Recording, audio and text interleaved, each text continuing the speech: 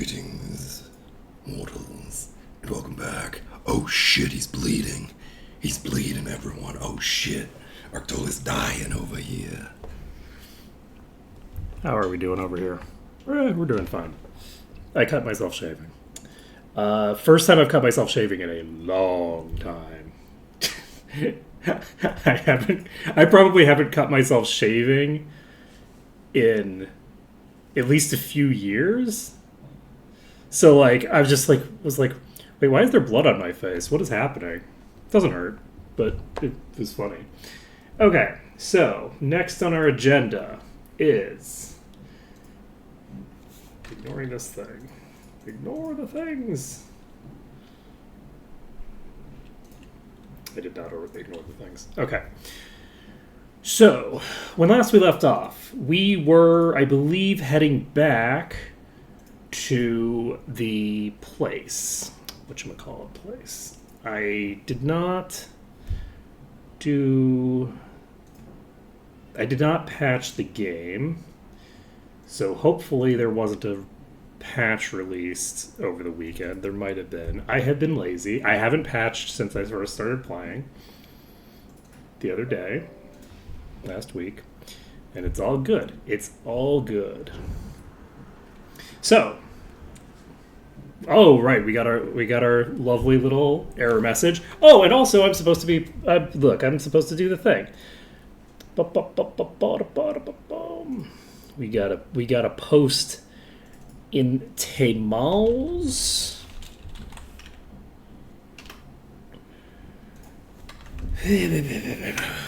Control C. Close U. Go to Let's Play. And do I need to type in a thing? I am lazy, and the title will show up anyway, so it's fine. We don't need to worry about it. Boom. Just do a wait, no, it didn't do the thing.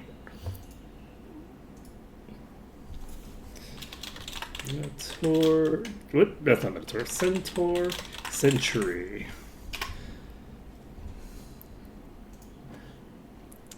April 8th. That's before I did it. See, this is the great thing about having chat, is that I can I can just throw sentences out there, and then someone else will do my thinking for me. Okay, so we were puttering around Ravenshore, apparently, so I guess we might not be getting to Centaurs immediately. But it looks like we will, because we're already here, which means that we're keeping this going until we're done. So, let's go over here, take a look. Empty barrels. No biggie. I don't remember what I was doing. Let's see. A centipede.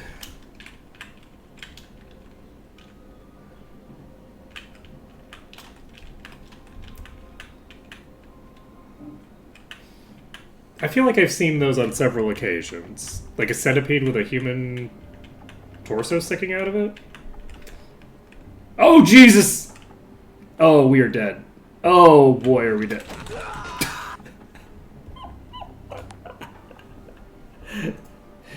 So it's part horse, not part human.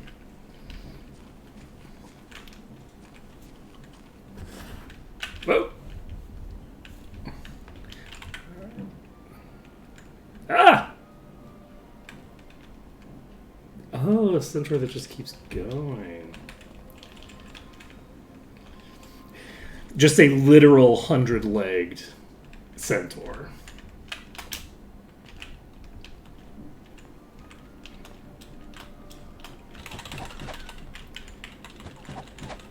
Why does a centaur have scent as its root?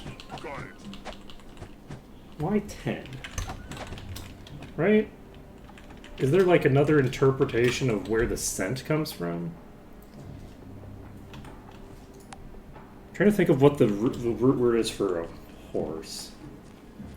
Because a centaur has 6 limbs. I guess, no, it has 7 limbs. 8 limbs? We're getting there.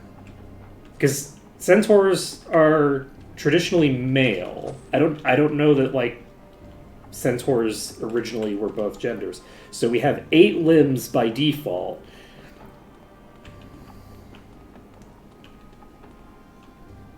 Bull Slayer, but why? Why though? What the hell does that have to do with a centaur?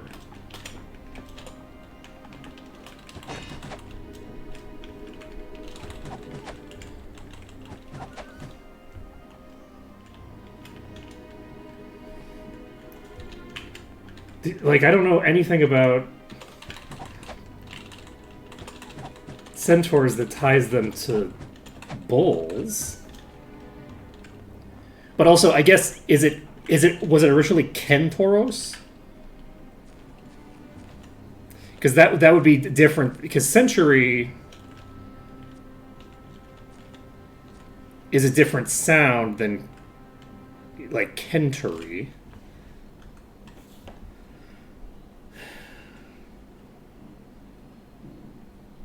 See.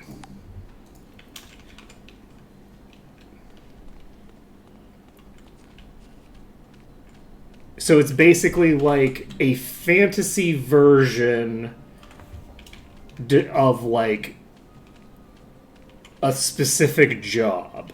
So it'd be like if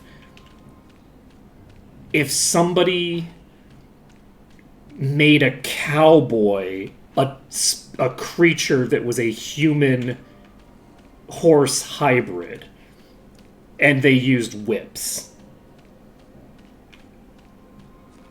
That's basically what a centaur is like.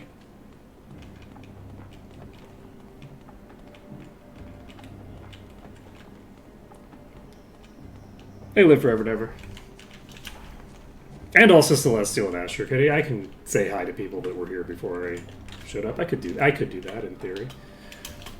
Alright, how likely do we think it is that this goes very badly for me? Good. That's spooky.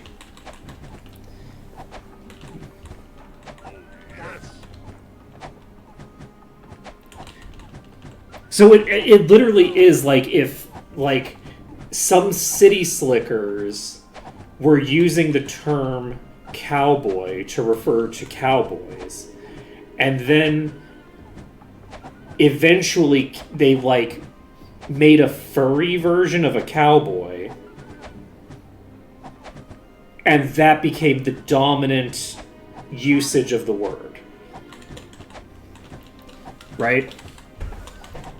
Not to be confused with it like an actual furry cowboy, which would presumably be a furry whose fursona is a cow. That would be presumably what a cowboy is.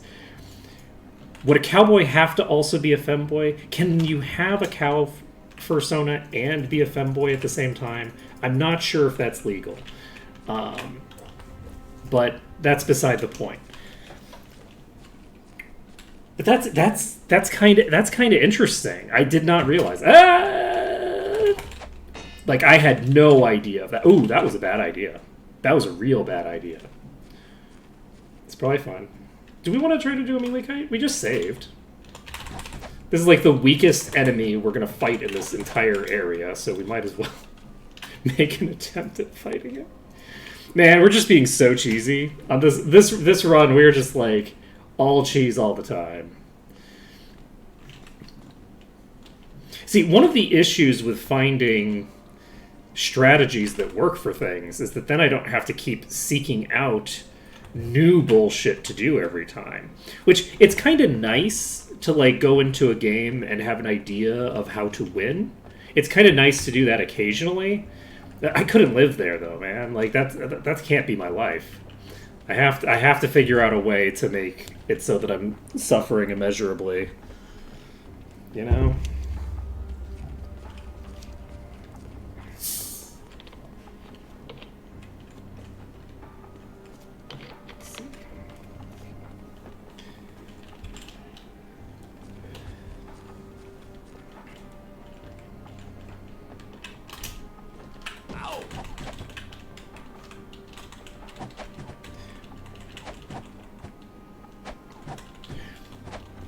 So The other thing that's interesting is that means that, like, the very strong association that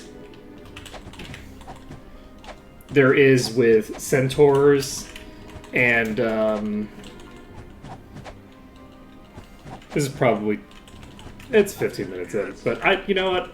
Yeah, the strong association that centaurs have with rape, that association becomes a lot more problematic when they were talking about like an actual group of people. Like, I wonder if that's also taken from the propaganda, where they dehumanize them so much that you eventually got to the point where, like, they're... Like, it's actually just, like, propaganda about probably a tribe that they butchered.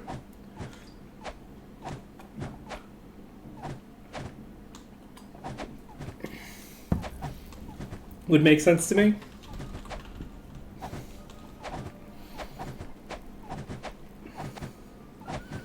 Okay.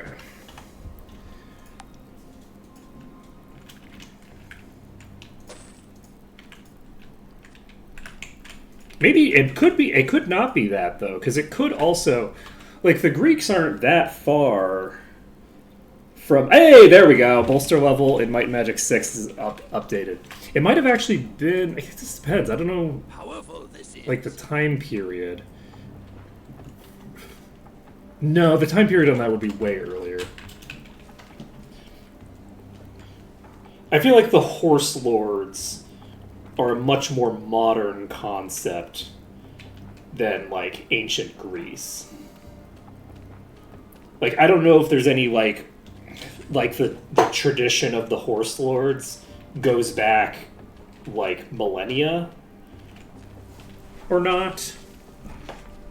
Because, like, presumably Genghis wasn't, like, the original Horse Lord. But I don't know how much of the Horse Lord region is because, like, like, Eastern Europe is, like, Horse Lord country because Genghis conquered them.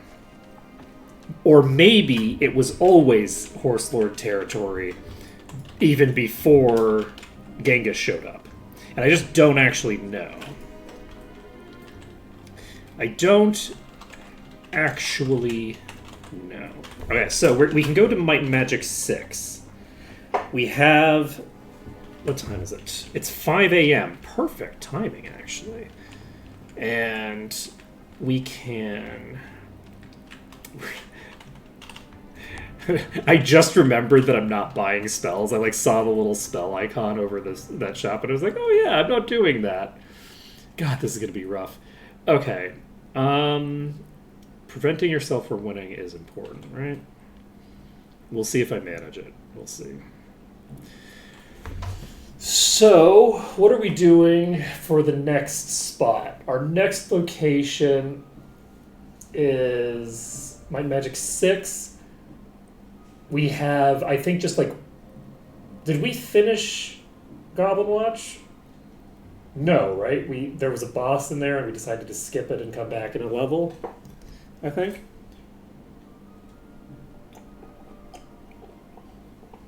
Like, we got the dungeon complete message, but didn't actually kill the last enemy, I think. So do I want to train here? Let's take a look at our skills. We're going to be getting Expert Staff. Expert Staff is available in New Sorpigal, so we don't need to worry about you. We're going to be getting Expert Dagger if we can on you, I think. Because I'm realizing that what would be the point of getting Expert Body right now? You have Expert Axe. We need to get Perception up. And I believe there's a Perception trainer in New Sorpigal. So I think we can do that. Let's just assume that that's the case. We actually... No, there is a reason to get Expert Body, because we picked up the Expert Tome of Cure Poison. So, we actually have a reason to pick up Expert Body already, right? Cure Poison and Charm. So, hypothetically, we could make use of charm. Probably won't be, but we'll see. You have expert perception. That's all well and good. That'll allow me to use quite a bit of stuff. We'll get perception up to mastery, just for shits and giggles. And you have, I guess, just dagger to worry about. Also, wait, no, also disarm trap. Disarm trap, we do need to get up to the point where we can get mastery. I think we can get mastery already. They might be in dagger wound. They might be in dagger wound. I'm not sure where they are, but I'm pretty sure we can get mastery. We got blood expert. We need to get frost. So we're going to need a lot of money for that, but it's not going to require as many skill points as you'd think. Okay, we can get frost up to expert. That's going to work fine. Okay. So, if we can get frost up to expert, we'll actually be able to do a lot of good work in the place that we're coming up against. So frost is in New Sorpigal. Dagger is not in New Sorpigal. Is it here?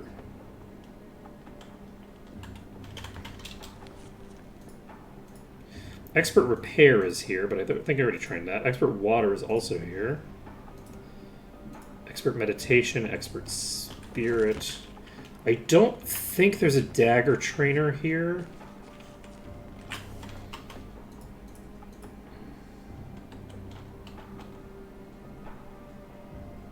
I don't believe there is. We're picking up body magic.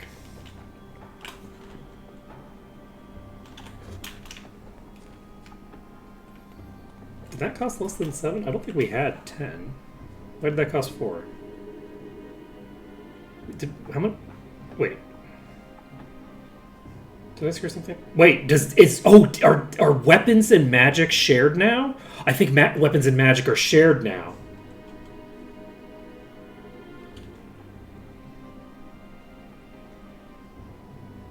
I think that they're shared. I had forgotten.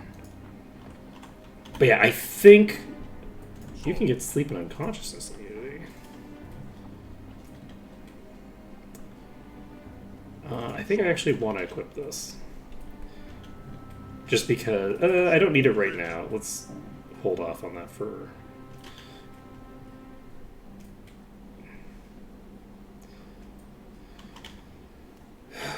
Okay, so Lich Stitches going out. We can go over to Antagaric or Enroth. We go to Enroth. And then, how far away are we? It's going to be quite a while before we can go back to Might Magic 7. Might Magic 7 we're blocked off from for a very long time. Which is all well and good. Let's see. So we're here. We need to go train. So we also just need a little bit of experience to level up, which is nice because it means that we'll be able to basically just train up here. Actually, before we train, let's go into Goblin Watch and let's check on that one last enemy that we have to kill. Because there's the possibility that that last enemy gives me what I need. Now, is it the west-facing one? It's the west-facing one.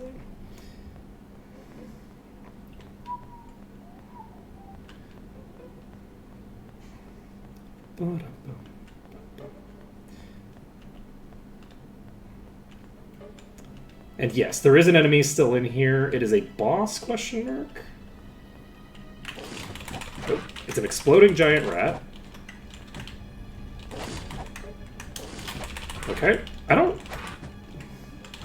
now realizing that this could probably one-shot people.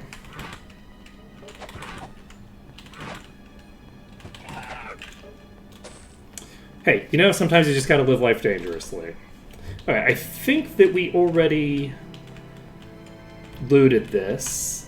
I will save, because we have cleared this now. We'll save under danger, just in case. Okay, that's looted. There's nothing here. There's nothing here. We're all good. Let's look at this ring. Primordial Divine's Emerald Ring. That is 20 HP. It's actually 25 HP, plus Endurance, plus SP armor resistances. This is a very solid low-level piece for increasing my survivability. So, you have the lowest endurance in the party, and the lowest hit points in the party. But you do have regen. It's tempting to put it on somebody that doesn't have regen. But just because it's... So there's this, like, a mix of things. It's better on a person with regen, because it's going to increase how much they regen, but is also going to give them more...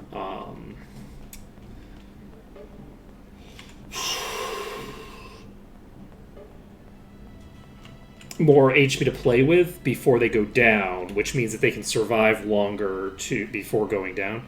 The reason to put it on someone who doesn't have regen is that it gives them more time to get an attack off to lifesteal with, which is... But basically, it's a matter of whether you're leaning into the strongest character getting stronger or the weakest character getting stronger. There's, like... and either of those is a valid way to do it.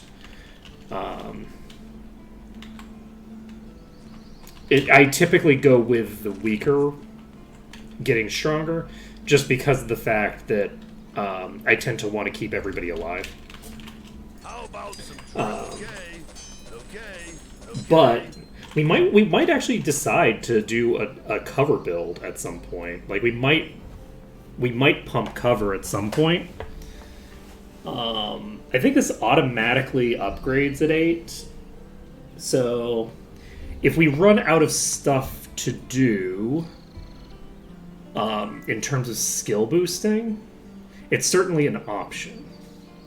So you have this up to there. Do we want to try pumping bodybuilding? I think yes.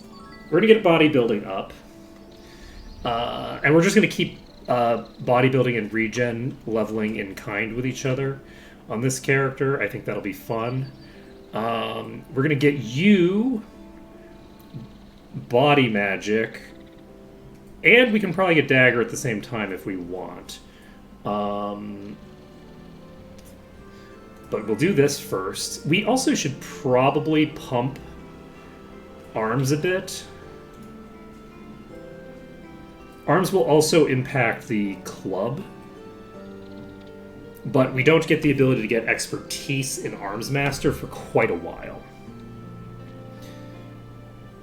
And now that we have access to Expert Water, we don't have to worry about bleeding out. So the one of the concerns that we had with pumping bodybuilding more is because we're spending a lot of time just drowning. Anytime that we're spending drowning, we're better off having less HP.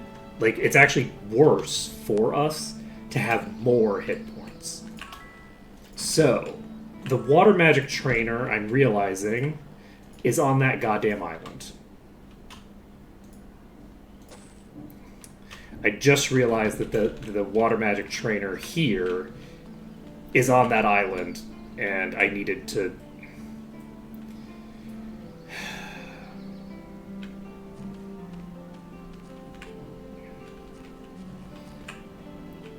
Okay, first person to respond in chat. First person to respond in chat gets to decide. Are we going to make an attempt to get to the Island of Water, or are we just going to go back to Might and Magic 8 and train it? In 2 seconds. I think we should try to go to the water island. I think that'll work well.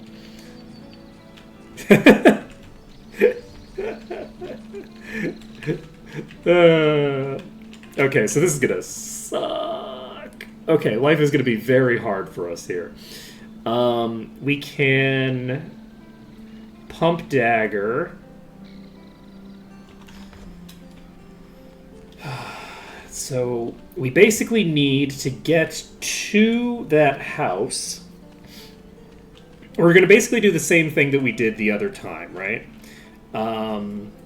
Which is fine. Let's go get expert staff, and we don't need to pump anything on you for right now. Actually, you're not using a dagger, so it might make sense to hold off on it until we're ready to train expert dagger, which I think is when we go back to Might and Magic 8. I think we can do it at 8. Okay, expert staff defense is for some reason showing us 2 grand. Alright, so we now have a little bit of extra damage. We also have a little bit more AC, and we have some resistance. I assume that the resistance for the entire party is not 4 per point of GM. But we'll see. Is Expert Dagger in Alvar? So what you're telling me is that I clearly should have just trained where I was? Wait, is Alvar? No, we were in Ravenshore. Never mind. Did we? I thought we saw the Expert Dagger trainer. Is there one in 7 in the starting town or something? Don't know. Doesn't matter. So we can. God, it would be nice to cast water resistance. That would be nice to have right about now.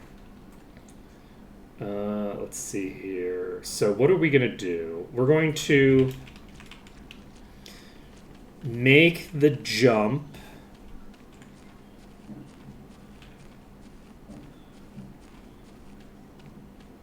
over here, I guess. Our goal right now is to basically get to the water island, and then once we're there, whoa, that's a big heal. Actually, though, that's pretty solid. Okay, we now have the ability to heal for 10% of our max life, which is pretty good for recovery purposes. And we can save this here, which we already had saved, but that's fine. Tis but a scratch.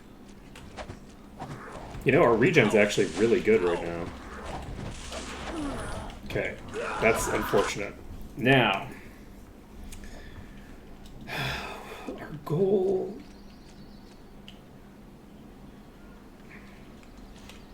Ow! Tis but a scratch. Tis but a ow!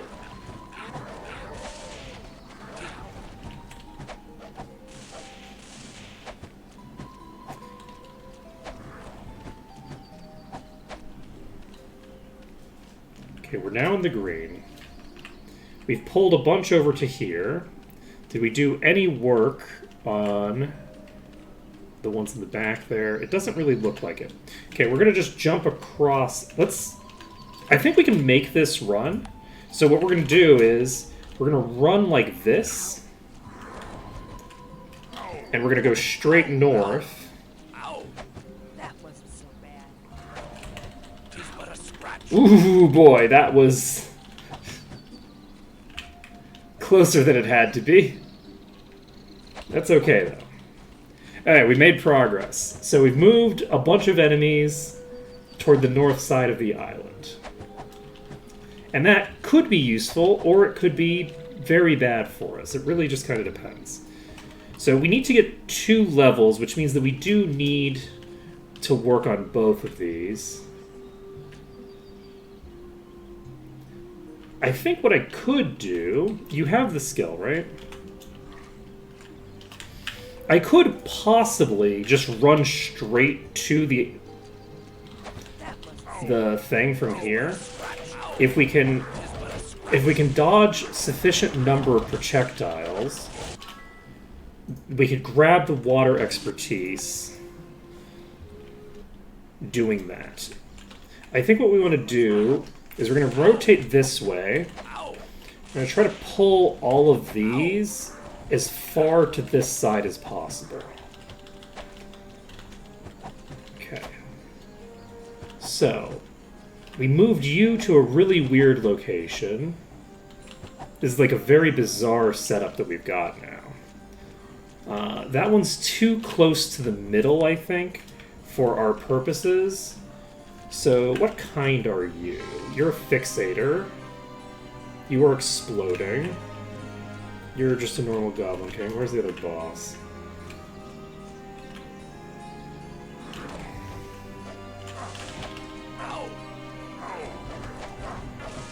Can I get close enough that I don't... No. Okay. I was trying something a little fancy there, and it played out less well than I would like it to. I'm going to try to pull these this way now, I guess. This isn't going to work. No. Not HP. The other thing that I could do is I could also pump my regen on other characters. So the characters that have regen, I could invest more regen into, and that will mean that they're not really taking much, if any, damage, because the regen skill is actually very strong for this. If I pump regen, we'll get a pretty significant boost to our mitigation of it. Unfortunately, the characters that have regen don't have a lot of skill points to invest into that right now. Okay, I think we're going to rotate back down to the south side and then use that rotation to then rotate back up to the north side again. So basically, we're going to go here, and from here, we can take a look at what's here. We still have a boss in the very back there in a really nasty position. Like, we're going to have to rotate through that boss to accomplish our objectives. But we don't necessarily have to rotate through that many of them, for being honest. It's going to be wild when we find the preservation spell. Preservation's going to really change the game quite a bit, because then we can just stack defense on that character. Okay. Imagine the world we could live in if we just had a setup very similar to the one that we had last time, that I threw away because I just need to have my troll. God damn it. Okay, well, I can't swim away now, so just getting tagged to that lightning bolt. Tis but a scratch. Ow! Ow! Okay. Tis but a scratch. Fuck. I turned into that direction just as it was coming through. I think that this is probably not going to work out super great. Let's try... There's so many top tiers here. It is truly remarkable. Tis but a scratch. Tis but a... Ow! If I can keep myself alive... I've now pulled one of the ones that was deeper in the thing that was closer to here. I've now pulled it to here. So we can narrow this by a considerable margin. And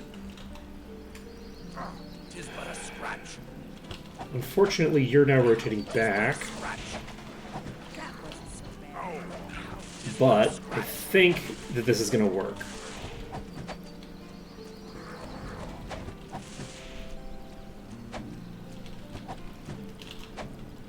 It didn't work. We didn't manage to get it to pull to us.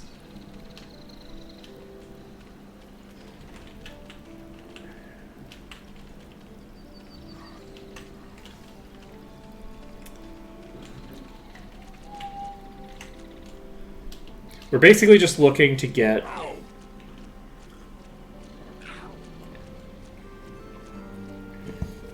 as many of the enemies that are here pulled to the west side of the island as possible. Unfortunately, because of the specific way that the rotation works, it's not like it's a guaranteed rotation. We think we're okay. Just barely got there. As long as we don't get tagged by the electricity. I do think something's changed about that electric projectile, because I think that that electric projectile was not as dodgeable before. Now, one thing that I could do here, if I wanted, is I could try to pull this entire pack that we've got here. I could try to pull them all up here.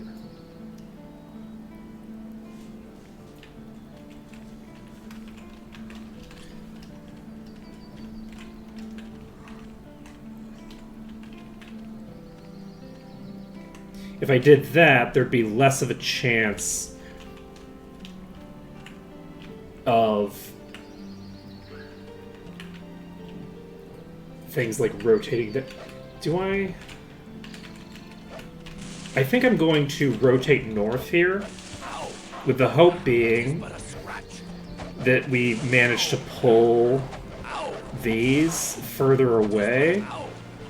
Oh, we were in trouble. Okay. I was not expecting that to fail. Where are we? Okay, we were just standing right here. Did I take a longer route than I thought I was? I guess I must have been running from there instead.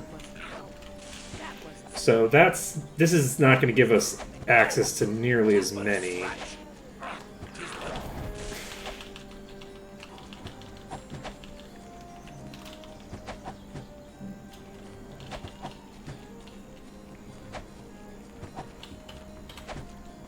We're going to just move away.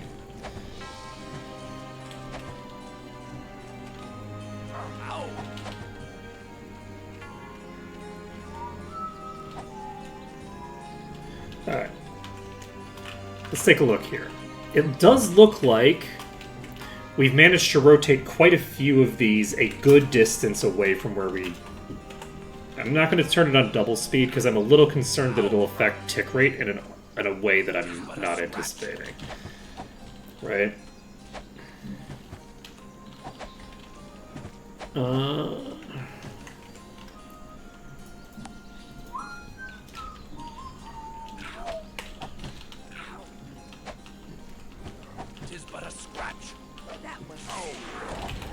Alright, so if we dive to here, we have all of them attacking us. However, there's really not that many here now. Let's try to rotate around the back side of this island.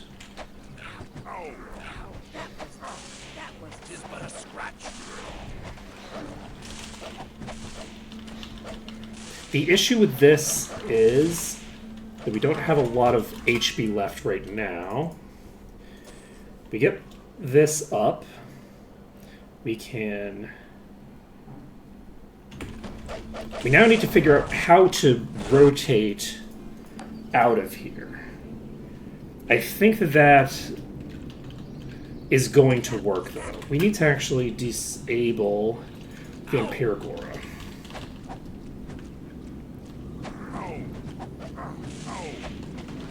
So, I don't think this will happen. I don't think there's a way to guarantee that this works. We're basically going to be relying on not turning into an enemy attack at an inopportune moment. That's basically what we're relying on here. We're also relying on them not rotating in a way that's super uncomfortable for us. So, we have quite a few on us. None of them are bosses right now. I think we're going to try to go straight south. And unfortunately, we got tagged right as we were doing the thing, and then we ran into somebody that caused even more problems. But I think we'll be able to make this work. And then once we have water walking... Ow! 'Tis but a scratch. So like you can see that that one was rotating straight toward us, and it doesn't always rotate exactly like that. Damn. Oh, you're also... Okay.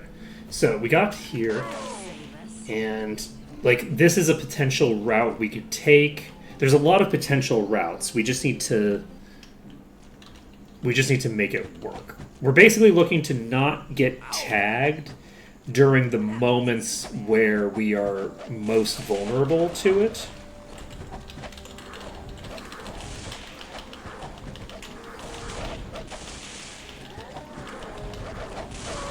Fuck. I had to rotate around the Goblin King there. But yeah, the other possibility is to rotate through on this side. This is a possibility. A lot of it just has to do with the specific pattern of movement that the enemies exhibit, which is random. This isn't using the same AI patterns that Might and Magic 6 would use. So, like, the pathing is just fundamentally different. If I could get... I wish I had a Day of the Gods pedestal or something like that to give me some extra endurance to play with. Or, like, protection from Earth. Or, you know, preservation. But, you know, I don't want to be greedy. Okay, I just walked right into a fireball from a boss that was guaranteed to kill me. Tis but a scratch. Fuck. Wasn't paying enough attention. Got myself tagged. Running straight at a wizard. Tis but a scratch.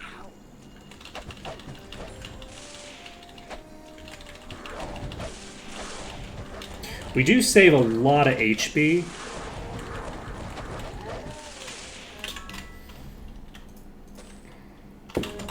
Oh, what? I had my finger on the wrong button.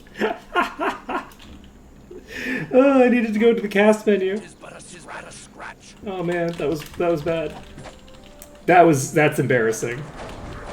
That was a really good attempt, and I just threw it away by jumping instead of casting. And I did it more than once. My finger was in such a bad position for that I didn't actually have an easily accessible, like, transition. Like, I couldn't just move my finger over casually to do that because of, like, the specific way that my fingers were positioned. It's like, okay, well, this is an all or nothing play in terms of where I've moved my finger, and it's on the wrong goddamn button. Embarrassing. Okay, I can't believe I dodged all of that. Okay. We're fine for now. We're not fine anymore. God damn it. So, do we have the ability to... Yes, we can immediately jump this. So, this is going to be real rough. Like, I just don't know how feasible this is actually. I think that it is going to work eventually.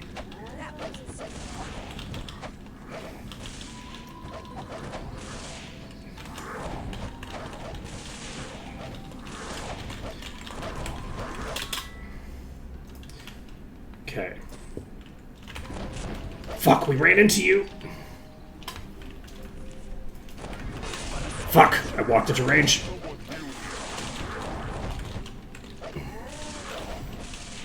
Okay. Ooh, these turns are tough. Okay.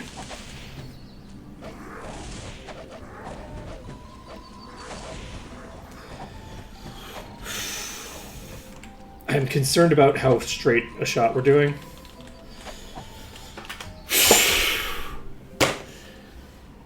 We got there. We have water walking. Everybody's alive. We can save the game. Saving it under danger.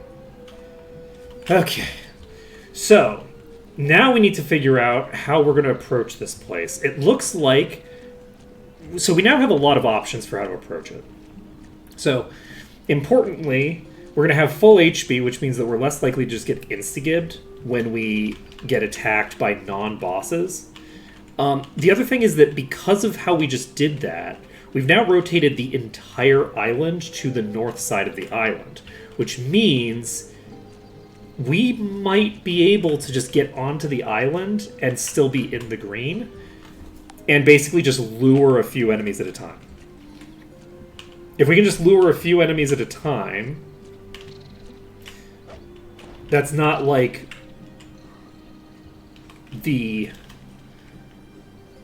that's not the be-all, end-all, right? It's not going to save our lives if, like, this mage tags us with a, nuclear bolt from...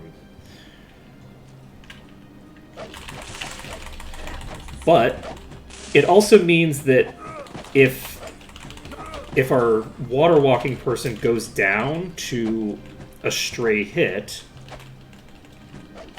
that doesn't immediately drown us in like a 1v1 here, right? So, like, if I just... Where are you going? Why are you like this? Can you come to me? Please?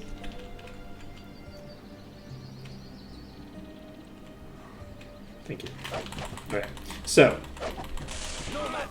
we have lethal there, and we'll just fight this last apprentice here. We're just not going to move.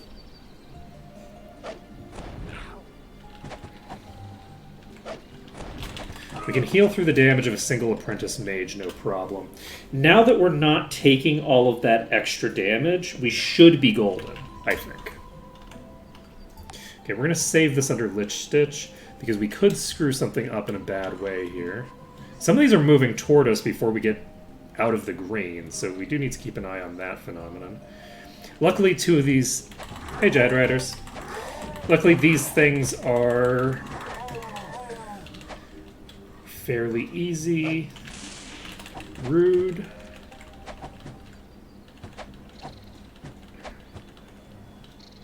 Let's see. Yeah, we're doing MM Merge, which is in the Might and Magic 8 engine. Okay, please don't hit. Okay, we're fine.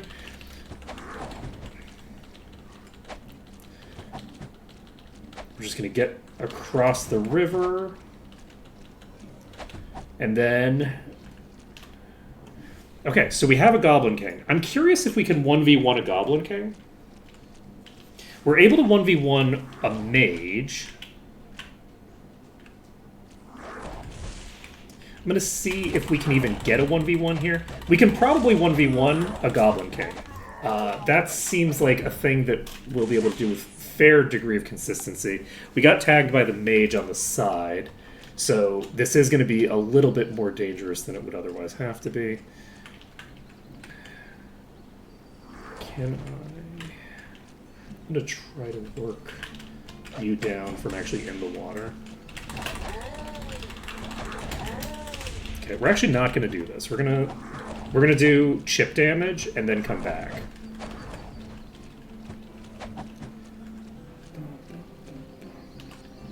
It's a good game.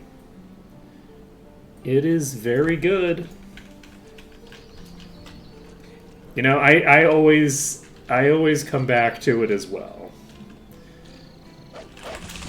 Okay, that's fine. One more down, and hopefully these two will no longer be standing right next to each other when we get back. 6 is fairly unique. Like, I think that 6 is very different than the other two games in a lot of ways, but I think that they're all worth playing.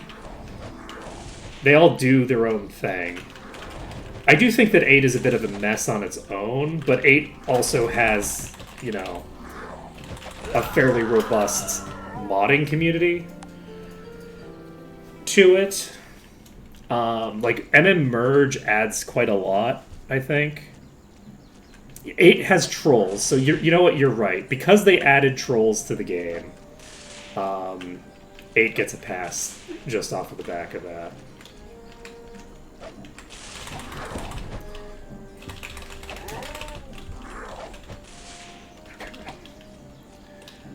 Whew.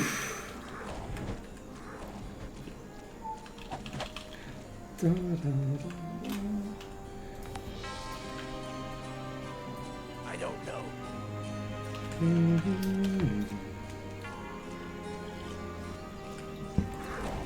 I still can't believe they call Shrek an ogre instead of a troll. To give you an idea of just how bad things are for trolls in media, even Shrek, who is like the most obvious troll that has ever trolled, they call an ogre instead of a troll. Like, Shrek's obviously a troll. He's not an ogre. He doesn't share any of the properties you would expect to see from an ogre. He's clearly a troll. He's obviously a troll. And they don't call him a troll because they don't want the negative associations that people have with trolls. Instead, they go with ogre. He's green. He's literally green, and they call him an ogre. What is this madness?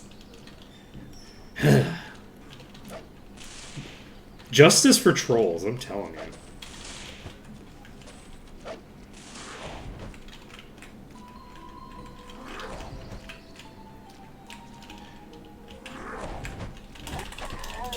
Like, ogres are associated with, like, mountains and hills, not swamps.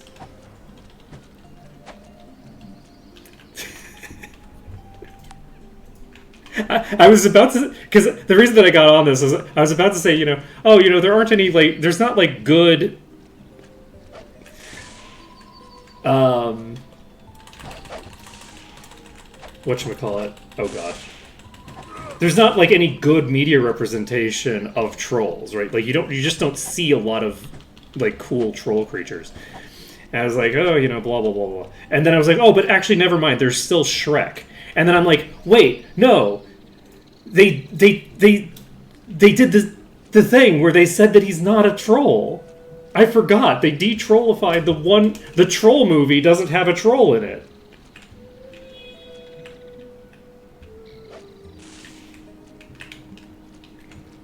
Okay. Do we think we can take a Goblin King boss? Like, by itself?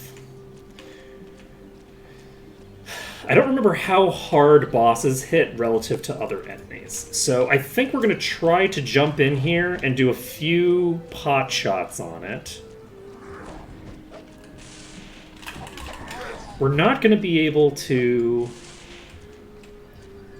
brute force it with a mage in play as well. I can definitely assure that. Let's go over here. We're going to get into the green. And nobody's moving. Let's go for this one. Let's see if we can tag it. We're probably not going to be able to without getting those mages in range. Okay. The boss is actually moving away. We'll see if it keeps moving away or if it comes closer again. I need you to move a different direction than the one that you're going.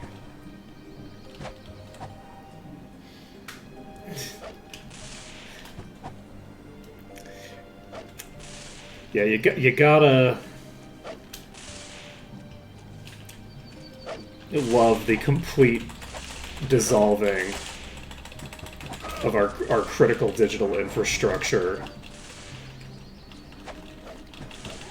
in the face of the fucking AI scams. Oh man. It's a plague.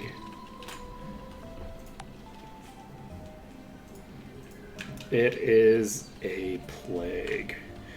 Alright, we've got that. We've got 2 exploding goblin bosses.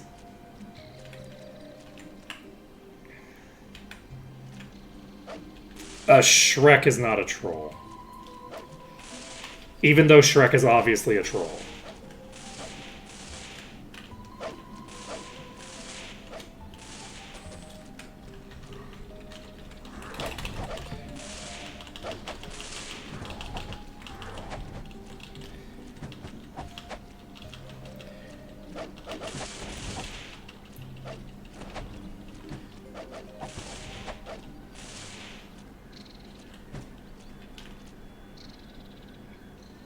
The one thing that's funny, I don't know. now that I think about it, is that we associate trolls with like swamps and stuff like that, right? But trolls are like Scandinavian. So it's kind of interesting that we have this association of trolls with swamps, considering that Scandinavia is all mountainous. That's not fair. The strip of Norway that I was in is all mountains. But that doesn't mean that the entire peninsula and then some is. But that's beside the point.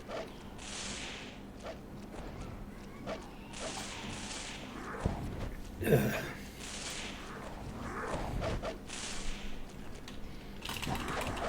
I wonder if Tolkien invented the modern conception of the like swamp troll.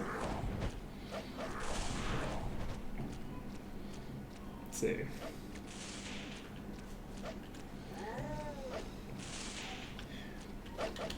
Look, I'm just saying, I don't know who wrote that book, but the books are no less immune to troll erasure than movies are.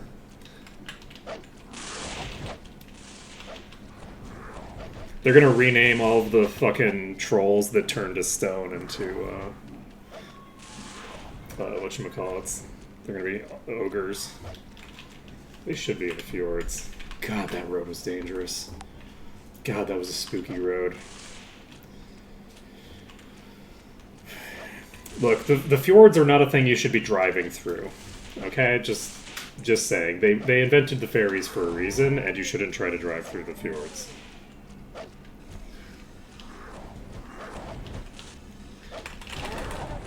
There's a very long series of bridges that visiting Norway in winter is interesting because Norwegians don't like seem to leave their houses during winter, and there's a lot of cool scenery to go to. But also like. And it's tempting to be like, oh, well, the people were that I visited were just boring, right? It's like, oh, okay, the people I visited were just boring is an easy explanation for, okay, well, stuff like, okay, I asked, my friend, hey, if this thing seems to indicate that there's like the possibility of avalanche along this route, like, what is this possibility? Like, how likely is this? Like, how dangerous is it to go along this road, right? How dangerous is this? Like, what's the scope of that? And then they go, well, I don't know. We never travel during winter, so it would never be a consideration. Like, nobody ever drives on the roads in winter. And I'm not talking about driving on roads for, like, a 15-hour road trip. I'm talking about, like, 3 hours, right, on a highway. And, going from one city to the next town over, because obviously getting from one city to another city in Norway is like, okay, well, you're going to be traveling for 6 days because there's no cities in Norway. But so it's easy to go, oh, okay, well, your friends are just boring. But then we were driving on those roads, and we did a road trip that lasted like several days. Like, we were gone for like 3 days. I don't think we ever saw another car on the road the entire time we were traveling. Like, we saw like a couple of cars in the towns that we went to, but we never saw another car on the road when we're in these like valleys where you can see for miles in front of you because it's just a straight road in a valley. And like on either side, beautiful scenery, absolutely, majestic, all that nonsense. But like, it was very funny because we never saw anybody. So it's like, okay, well, clearly it's not just my friends who are not traveling during winter. And we went to this little like town that's like near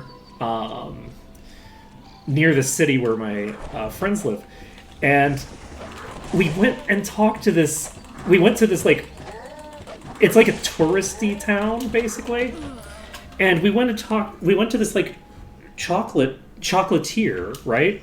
Who like is there, and we go into this town. It's like Silent Hill. There's nobody in this town, right? There's nobody outside. It's just this little town, but there's nobody seeming to be here. There's like nobody in the streets. There's no evidence of life coming from any of the buildings or anything.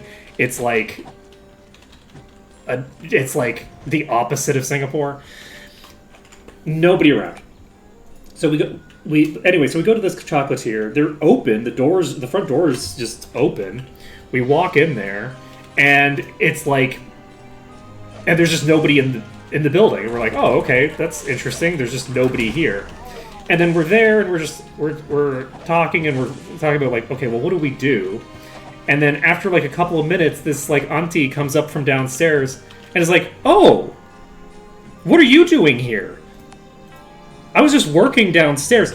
Nobody comes here during winter. I've never had a customer this year. I have not had a customer since like in the last like 4 months since winter started.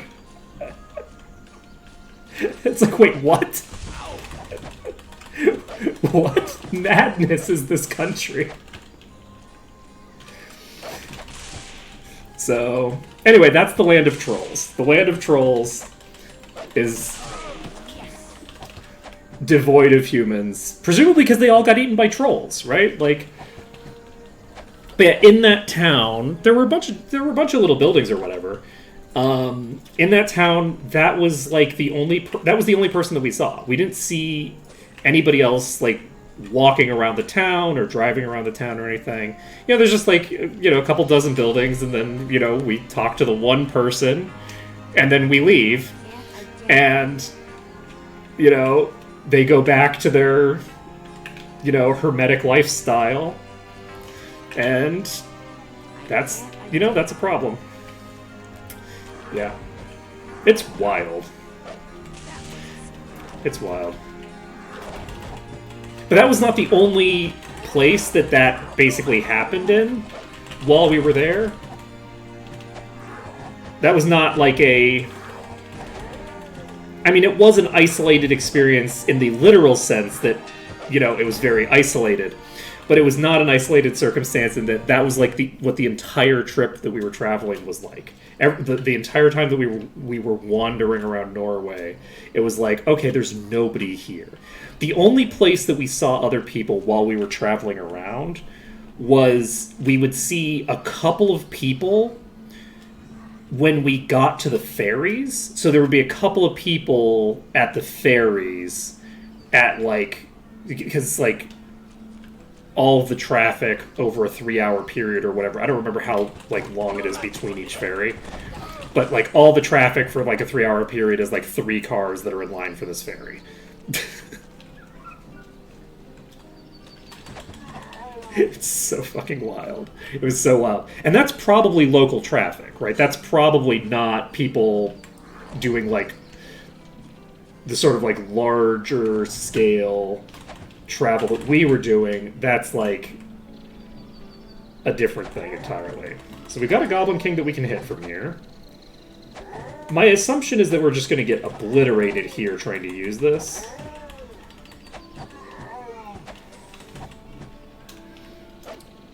It's going surprisingly well so far, actually. I don't know how we haven't seen more of these things wander at us by now. There we go.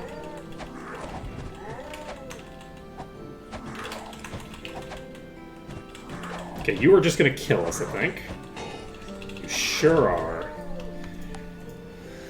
Okay, so we need to figure out how we're going to deal with these bosses. And we have a lot of EXP that we need. Actually, we have too much EXP that we need, now that I think about it.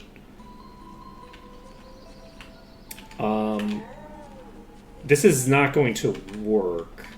We're going to need to do this differently. So, basically, I'm now realizing that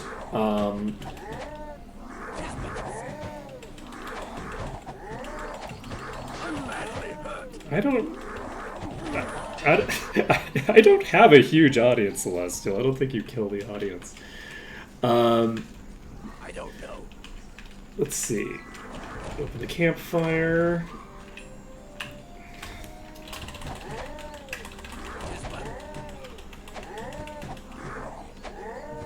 Okay, we're not going to be able to beat this in a straight head-to-head match, I don't think.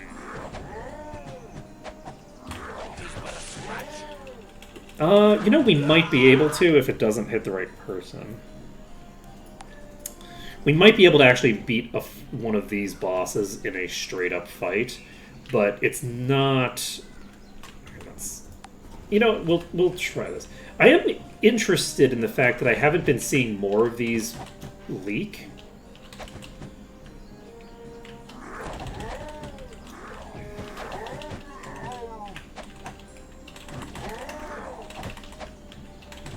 Okay, we might have an angle here. No, this is gonna cause problems for us. Okay, we went too deep, and now we get boned. I wonder if we could actually lock them in the building now. Let's see. We did not get up to 6 people at some point. I don't think that's the case. We did not get up to 6 people yet. Let's see.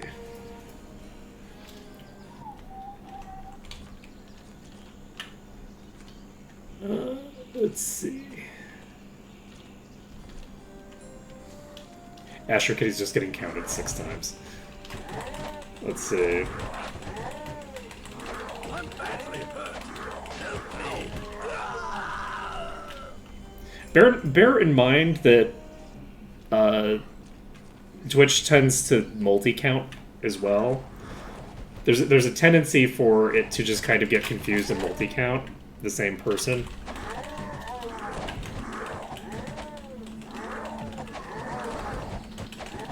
Okay.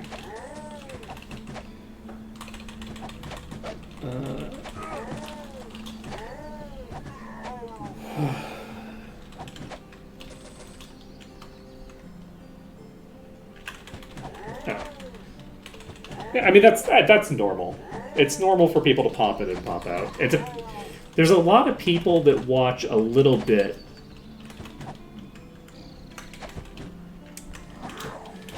Yeah, sometimes it's counting bots. Other times it's just counting. So like, it will inconsistently count me in the counter. So sometimes it will incorrectly count me on the list. Please stop hitting the normal goblin. I need to... Okay, we got plate.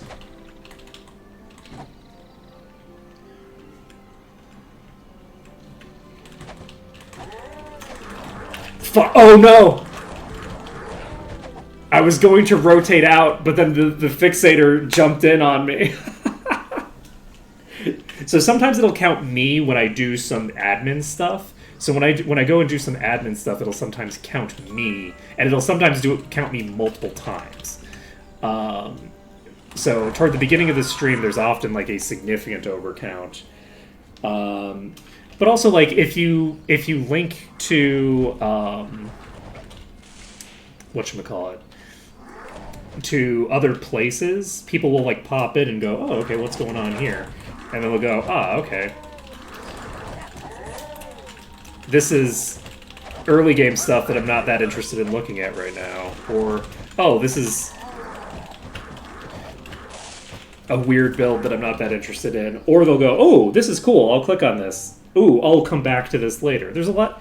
The way that people interact with streaming is, I think, fairly low...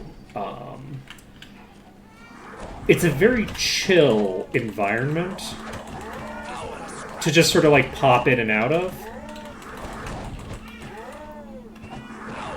And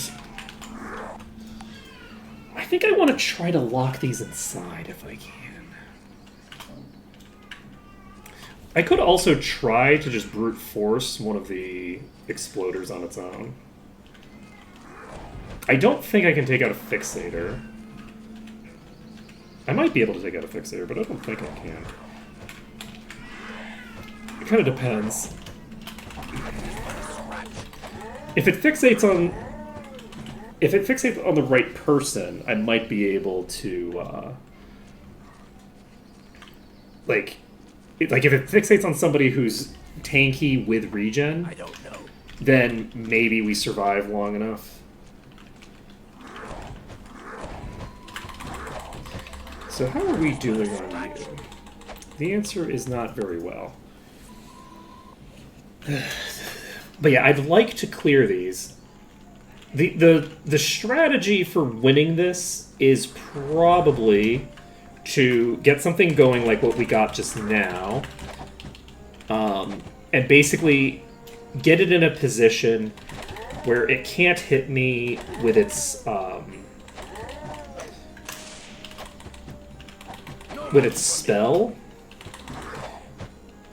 We could also get really lucky and get it locked in like we have it here.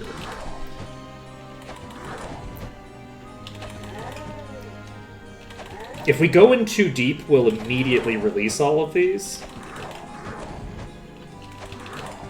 We've got two of the bosses right here.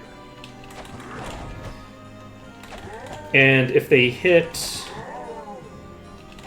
Elvis, we have all three of the bosses here. If they hit Elvis, there's a non-zero chance that they just kill Elvis instantly. This is very bad. I don't necessarily think I need to... We're going to leave. Since we have both of the bosses here, we just leave.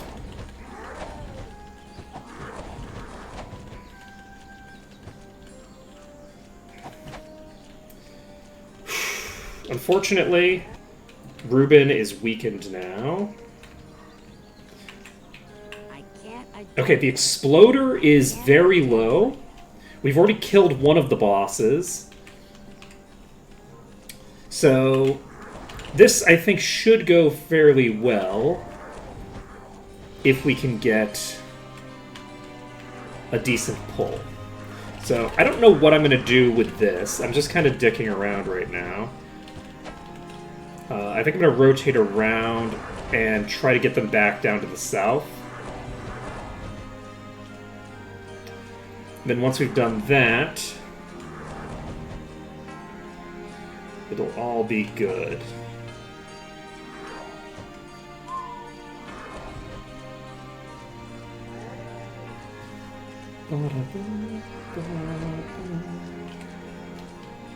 Yeah, I think in terms of the way that I think of... Oh, wait.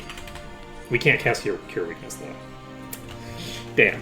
I was like, wait a second. I have Expert Thinger. I can cast Cure Weakness for a billion years. I was thinking I only had one skill. That's not true. And it's like, oh, wait, it doesn't matter because... Whoa. Oh, right, I cut myself. I'm like, what is on my... I'm like... I just felt a little itchy, and I'm like, oh, okay. And then I'm like, wait, why is there crust coming off of my face? Like, oh, yes, that is the dried blood from that horrific wound. Okay, we're going to try to burn down the ones that come in from behind. Unfortunately, we're in a bad position here. But yeah, we are catching up in terms of our power level. This is not the way that I should be doing this. What am I doing? Why are you doing like that? Okay, this is the ring, so this is not the plate armor boss. Oh god. So this is the exploder, which is very bad for us to have somebody unconscious while it explodes on us. We're going to try to get through. We succeeded in getting through.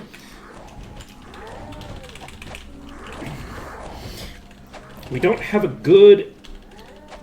Okay, I think we're okay now. If rotating on this angle, I think we're safe. We got that. We got it. Yeah. 'Tis but a scratch. No, never you worry. 'Tis but a scratch.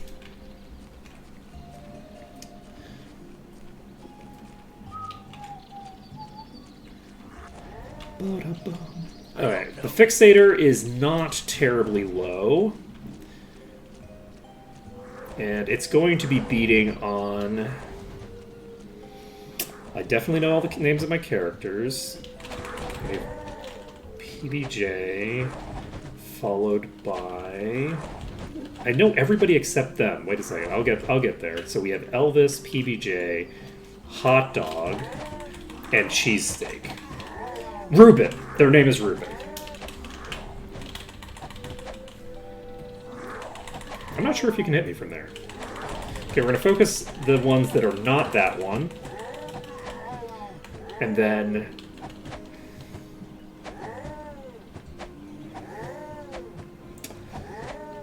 Imagine. Such traitorous behavior. How could you?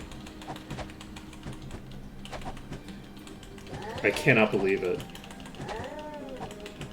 I don't know.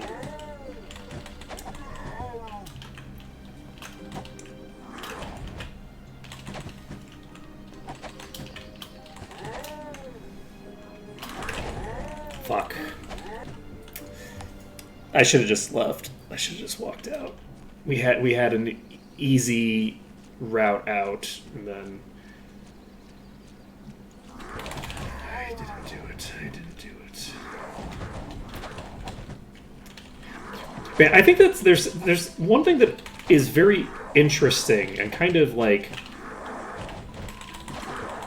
sad about like the live stream environment is that the thing that I would most associate live streaming with is being like the musician at like a bar or something like that. It's like you're there and in some sense you are the entertainment, but people are typically doing other things while they are listening to you or watching you, right? Like for some people, they're just there to like listen to the lounge singer. But the lounge singer isn't is not a profession where like that person is the purpose of the room, right? It's not a concert hall. A lounge is a lounge, and musicians go in there, but the purpose of a lounge is to hang out, right? So I kind of feel like the purpose of the streaming website, right, is to have the streamers on it. That's the purpose of the website. But people aren't in a website. People are in a real room, in real physical space, doing whatever they're doing. And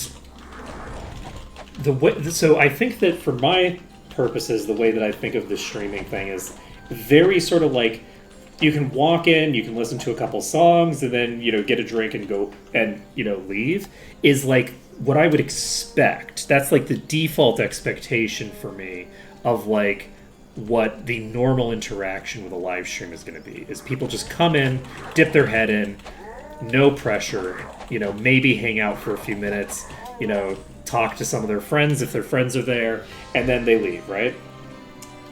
And that's to me what I would expect.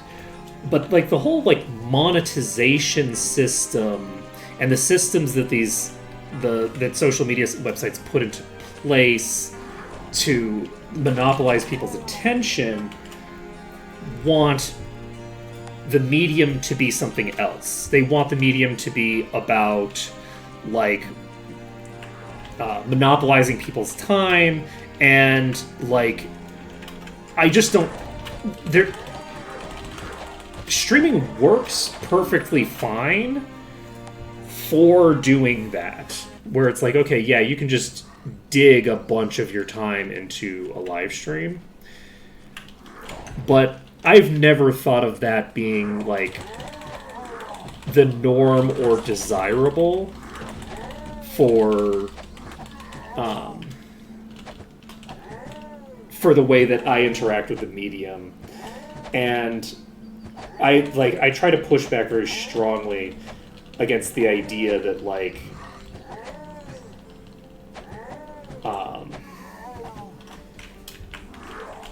what am I doing? Okay.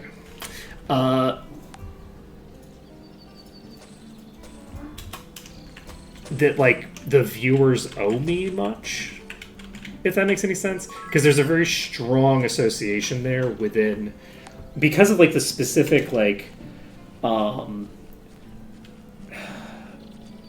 because of how tight an industry it is to survive, right? The cultish vibes are built into the monetization centers of Twitch and YouTube and things like that. The monetization element enforces that as like the way that people are able to make a living in this space, right? It's very difficult to make a living doing streaming without developing this sort of like cult mentality. But the medium itself, I think, is much better if you... We just got a primordial serpent staff of darkness with 283 max HP. This is a double damage, 2.5 times the vitality. Okay, it's over.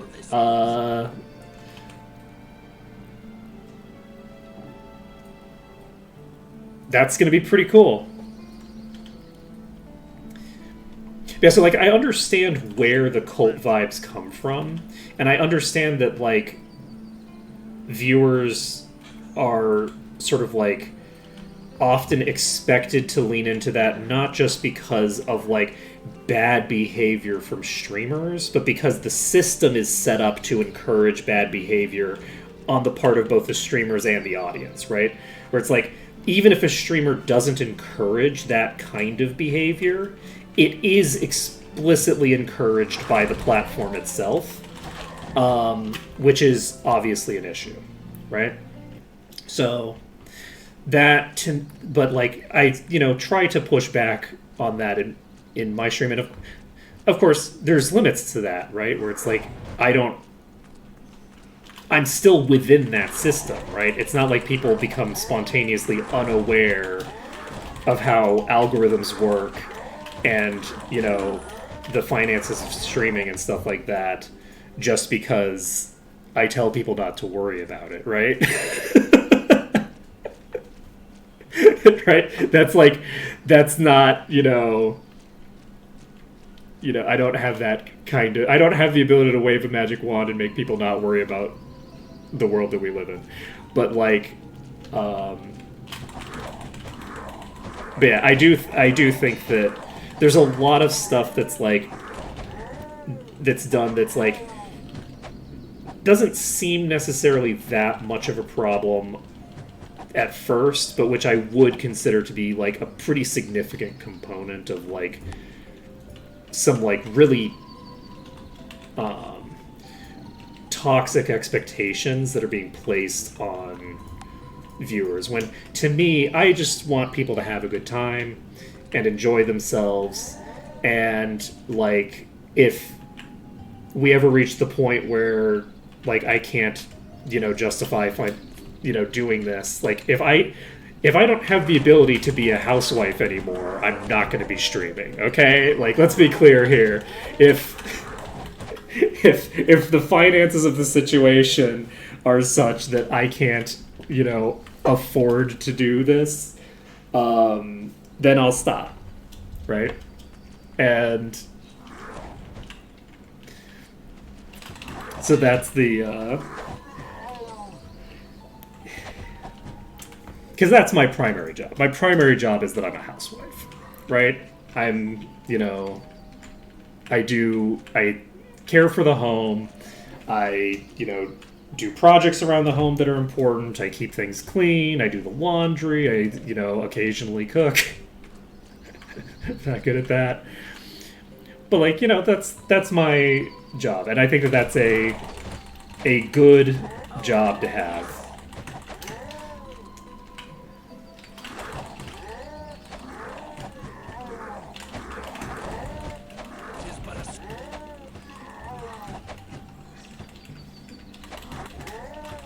it's kind of like how a lot of like really popular authors get where they are because they spend a lot of time like bored cleaning up their house or in a job that doesn't require too much, thinger. But like, a lot of this is like my creative outlet for now. It used to be, writing, but writing's hard work. Writing's a lot of work. Rude.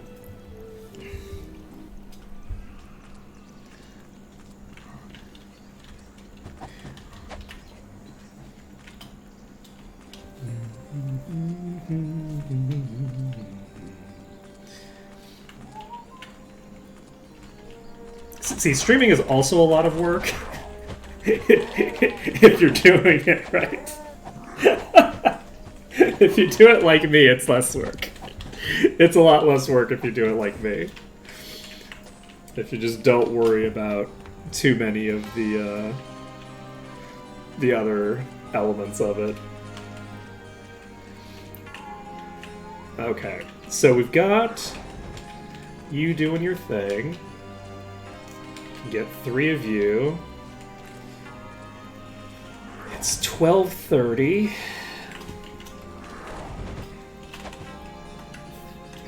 It's almost Sunday.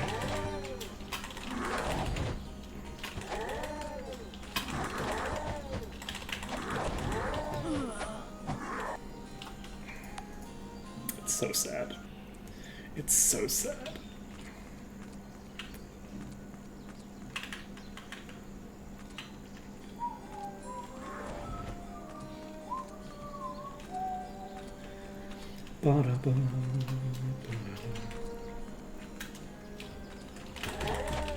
Yeah, one of the things that I actually really enjoy is that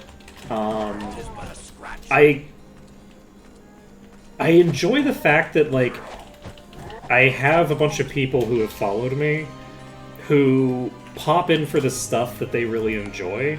So, there's certain faces that I'll see when I jump into certain games or certain genres that I just don't see if I'm not in those games and genres.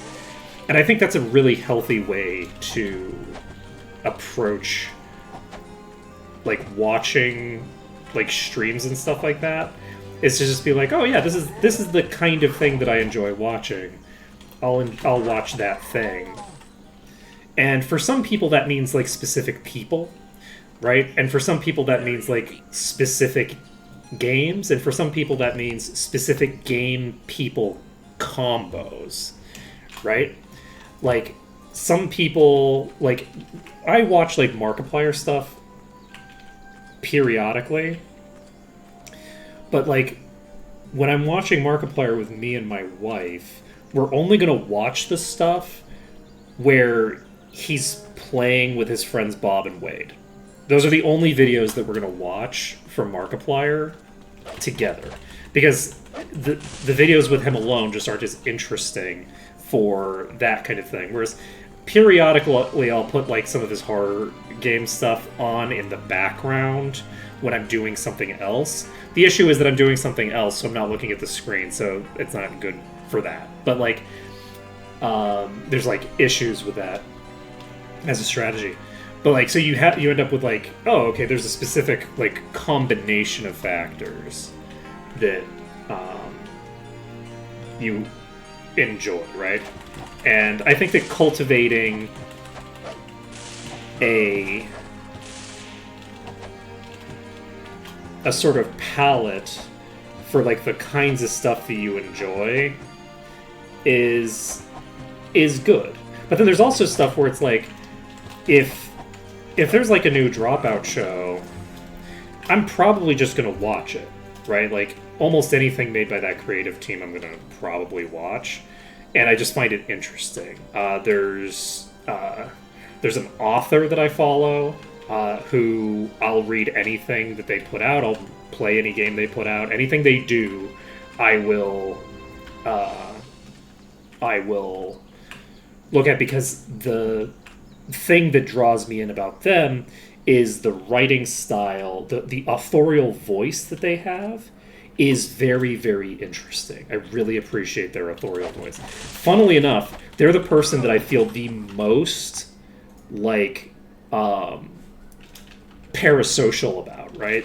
Like if I'm like interacting with them in a space, it's like, oh shit, like this is what parasociality is, right? Where it's like I have read way too much of this person's stuff and they have no idea who I am. The difference in the investment in this interaction is one that you always have to think about. But then while you're thinking about that difference in the investment in the interaction, you're also... that adds an element of parasociality in and of itself. So you end up with this weird, like... because that makes the interaction even stranger, that you're thinking about the parasociality. It's a whole deal. It's very interesting.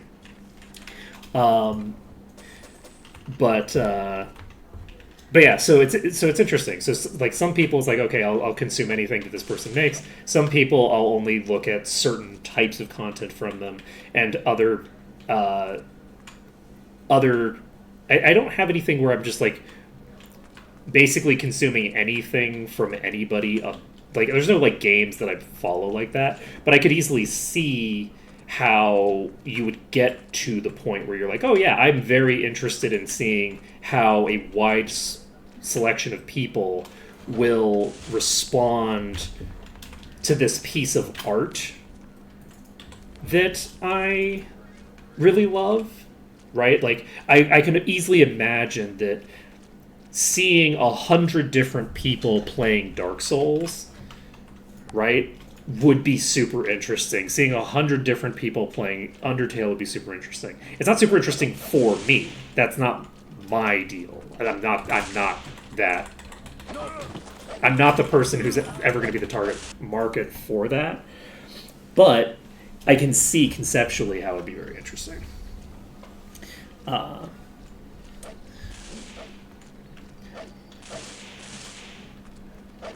And I think that's what creates the best, like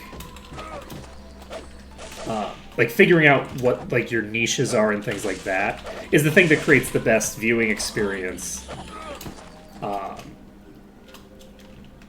But it also is not what any of these platforms want you to be doing, and they will actively discourage you from doing it.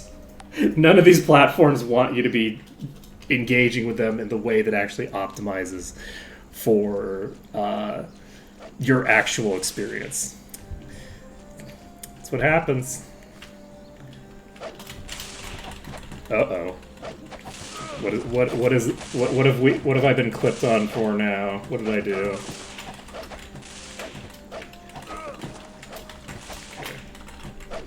This is a bad idea because I could have the potential to get hit by 3 targets at the same time. Whoa! I wasn't expecting one to be back there. Okay, pulling out, and we'll see what this clip is. It's fine. I'm sure I didn't say anything too crazy. From last year.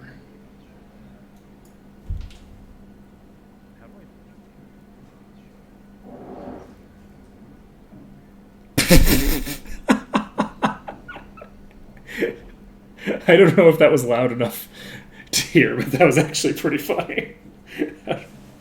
How do I mute you? I don't want to listen to you. Go away. How do I make you shut up?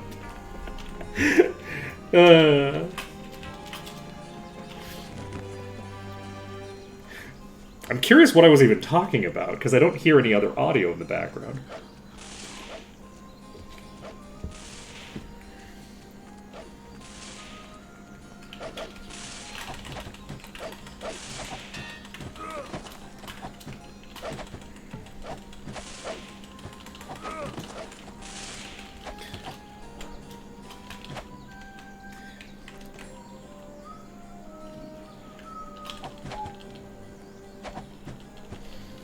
Monster Sanctuary is so good.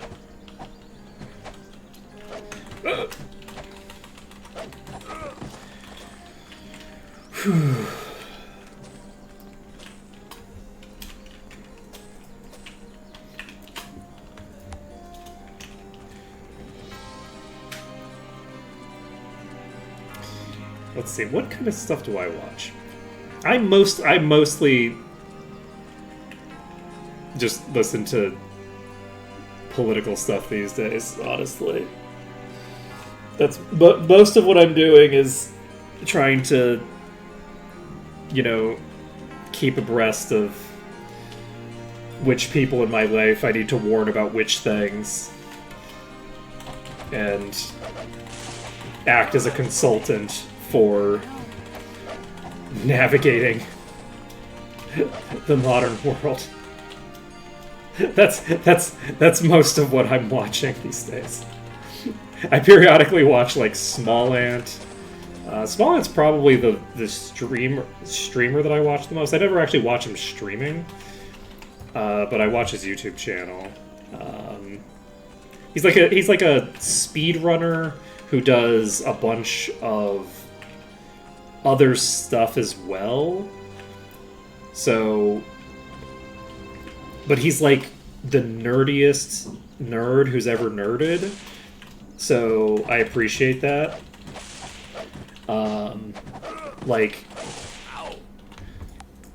Look, Small Ant is the type to appreciate spreadsheets. Small Ant is a spreadsheet enjoyer,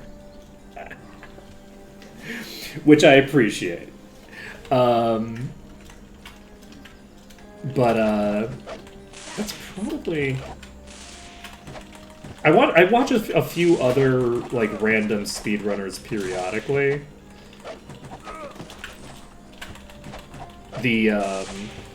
I've been watching, like, Grand Pooh Bear has been doing.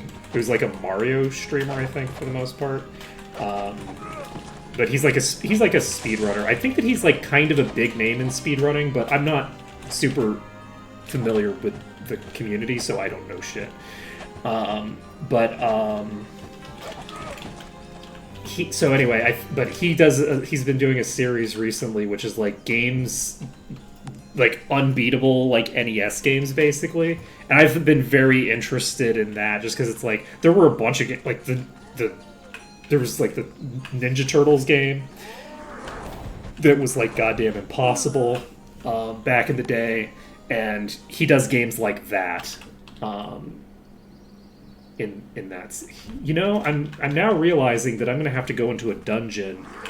But see, the thing is that I was thinking about the fact that I needed to go into a dungeon, and then I forgot about it after I started fighting those bosses. I was like, it's probably fine. It's not fine, actually. I need about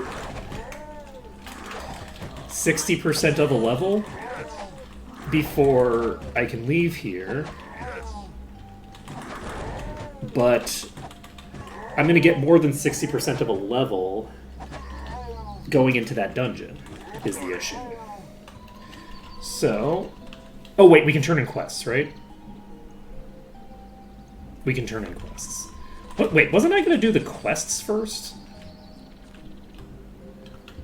Have I turned in anything here? Did I turn in...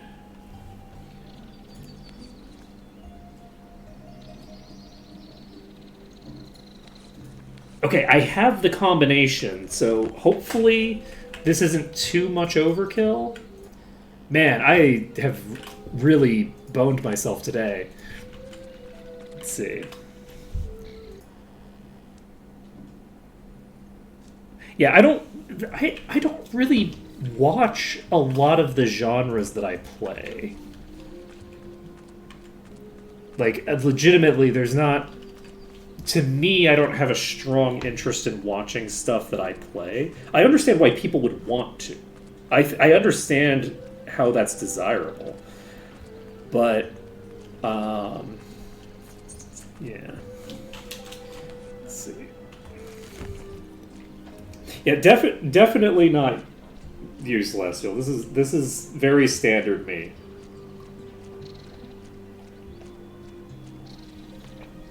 I'm noting that you like to heap a lot of responsibility for things that have nothing to do with you onto yourself. Let's have a quick therapy session here, Celestial.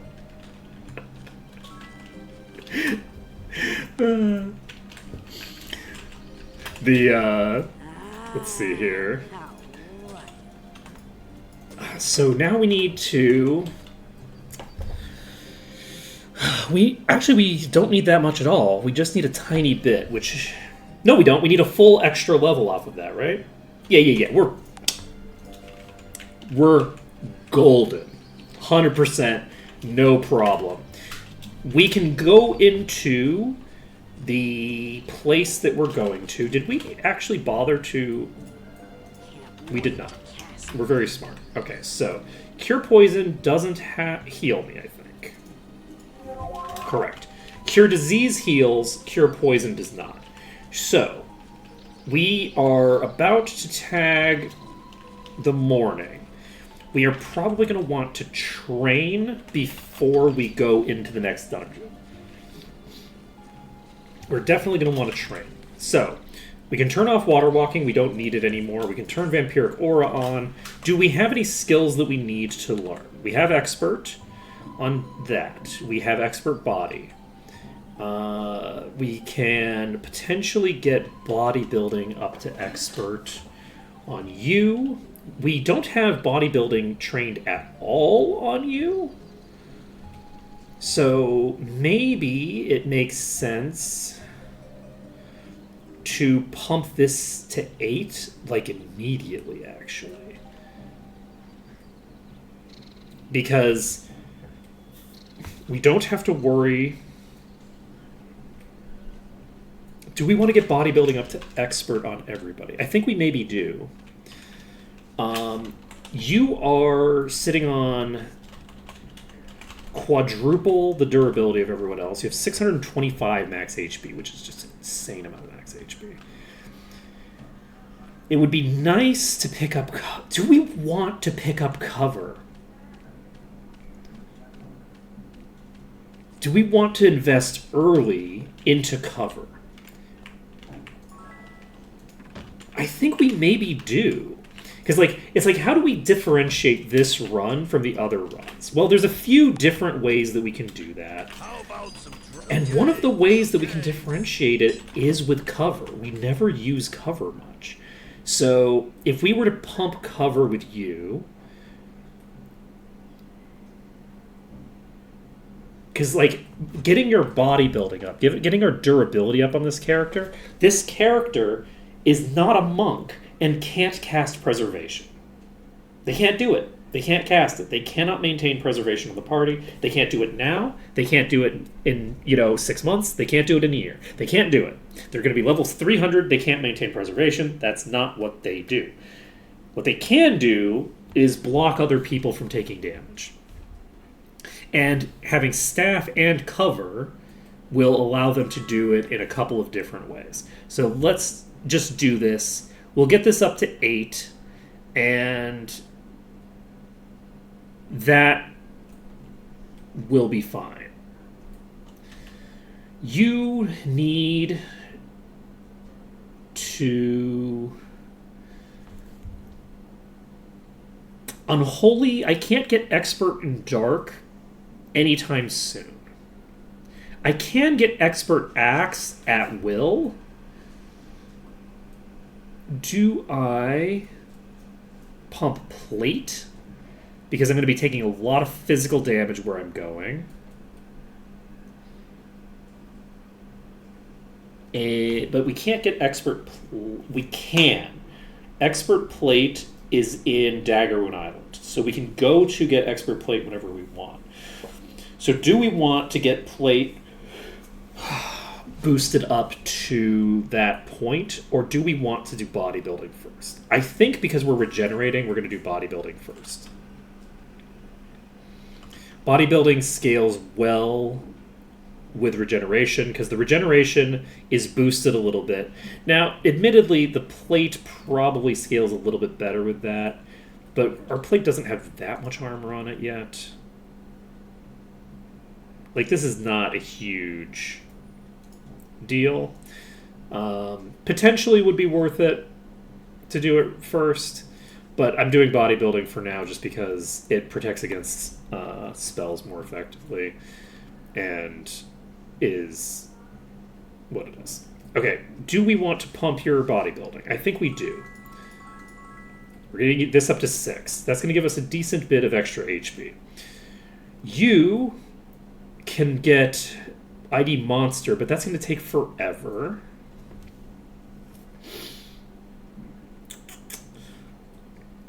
We could get Expert Spirit on you, but we don't have any Spirit spells, period. So there's not a huge amount of reason to bother. Yeah.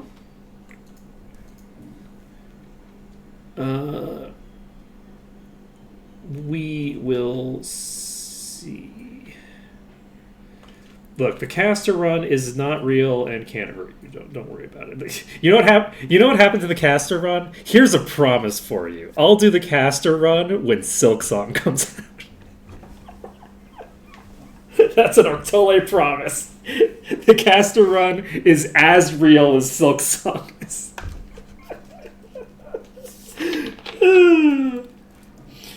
We should do a caster run at some point. The issue is that it takes so long. Yeah, considering that they did just release another trailer for it, there is the possibility that, or not even a trailer, more like just like a little tease at the Nintendo Switch thing. I don't think it's coming out this year. I think I'm safe. I'm safe. We don't have to worry about it. Totally safe, no problem. Now then, we have... What do we want to do with you? We could do bodybuilding. We could do Arms Master. Yeah, Half-Life 3 is definitely right.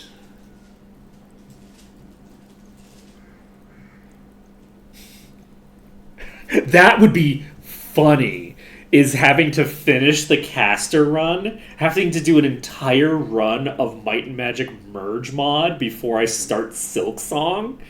Wow, that would be rough. That would be real rough.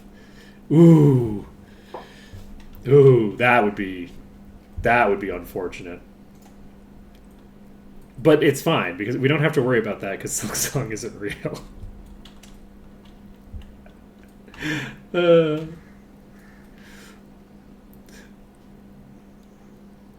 there's a pair of boots here that are actually real solid. Let's give those to you, I guess.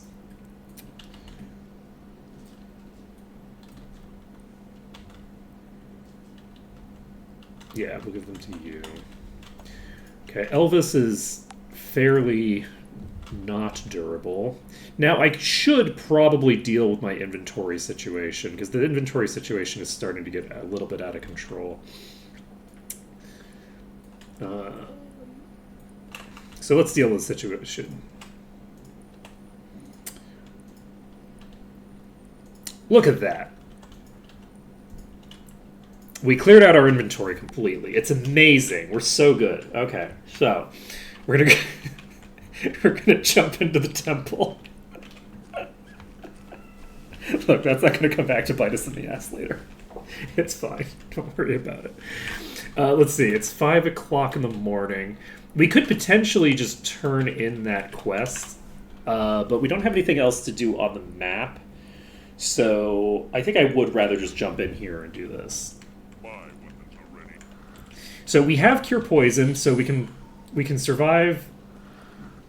I don't have any food.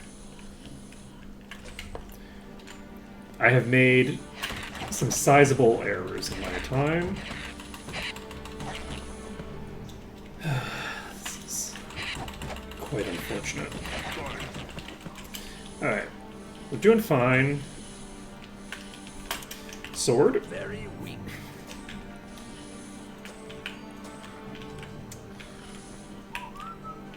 Now, this is going to be a run where spellbooks are a big deal. Like, they're a big ticket item for this run.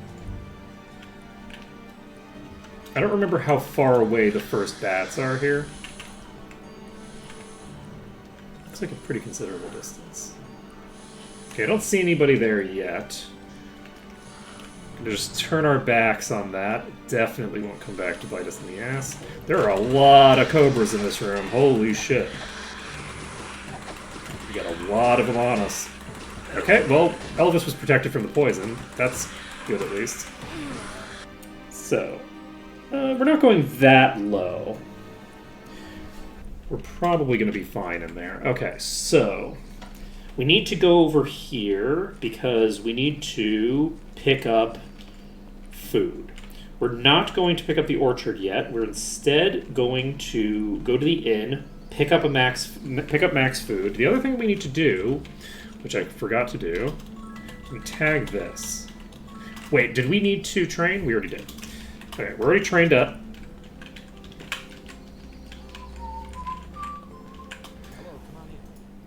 We're going to... I think we're set on skills. We're filling our packs to 6, and then we're grabbing all of the fruit from the orchard, which I think in this game doesn't give us apples, it just increases our food. Yes. So, we now have a lot of food. We have 14 food. That is 7 saves before we reach the 50% point in the dungeon. So, or not the 50, like the 70% point or whatever. I think it's 65 to 70-ish % before we can expect that to happen. So, Come on, let's go we in. now have a much larger pack of bats to deal with right here. And we are protected from poison, but then die anyway. Wow, 39 killed us. That's... Why did 39 kill us? Plus 12. If we lost 12, that would still not bring us... That would bring us to 42 endurance. So why did we die? Is there other endurance on there? No? Huh, I don't know what killed us there. Is that a boss? Oh, that's a boss. That's concerning.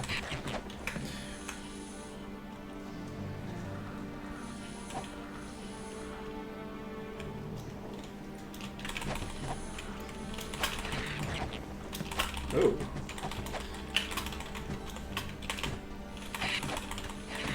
Okay, it's in here now.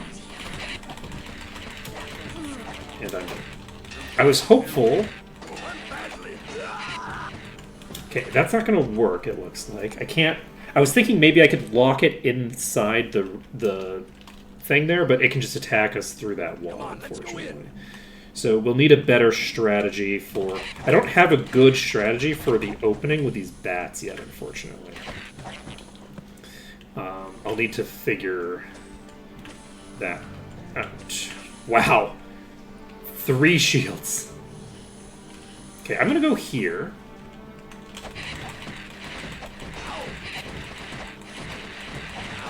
Is not a great position to be in. So now you're at negative 95. This is going to be pretty rough. Looks like This entryway. Okay, we aggroed that. So we have the ability in the entryway to do a mixed thing here. It is very funny that they seem to have fully, like, just de-aggroed. Okay. I don't know why, but we managed to get that to de-aggro.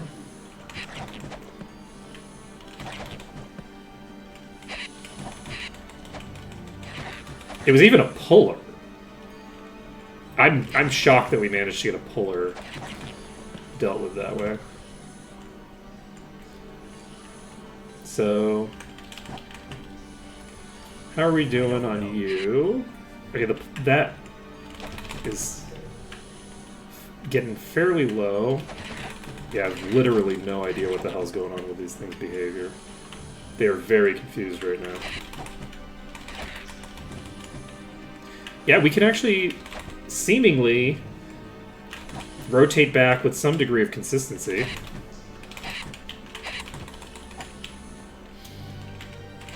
If we get all the way into the back of this room, they seem to just get confused.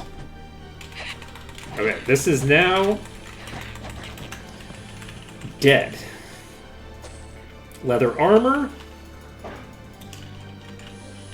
Staff. Powerful this is. Okay, let's take a look at the leather that we picked up. Powerful this is. Poison and weakness immunity and 14 endurance. Not bad. We will put that onto you.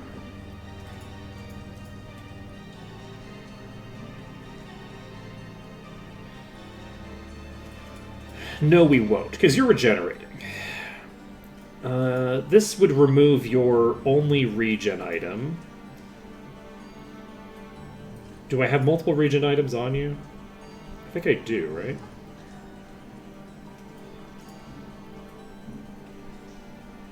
Maybe not.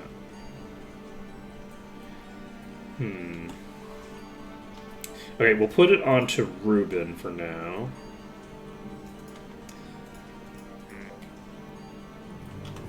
Ruben is not a bad choice, but it's not necessarily my first choice to get that.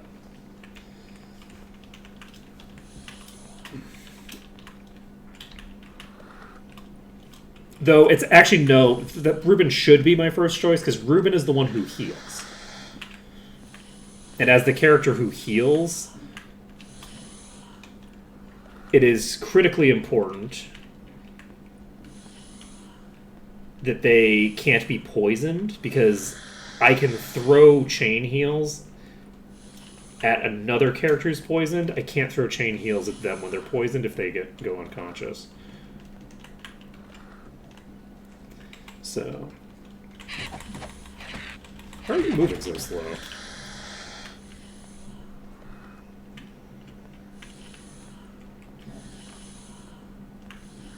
I guess they're just not being super aggressive right now because they've got this weird new AI. Is that a boss or is that just a normal one? I think that might be a boss. Do you have another boss already? Oh god, your thorns? That's not allowed.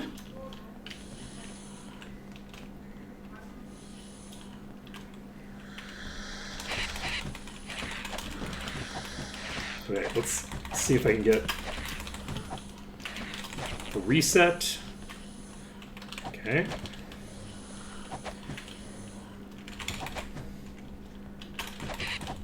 I'm concerned that I'm going to crit and just kill myself on one of my characters.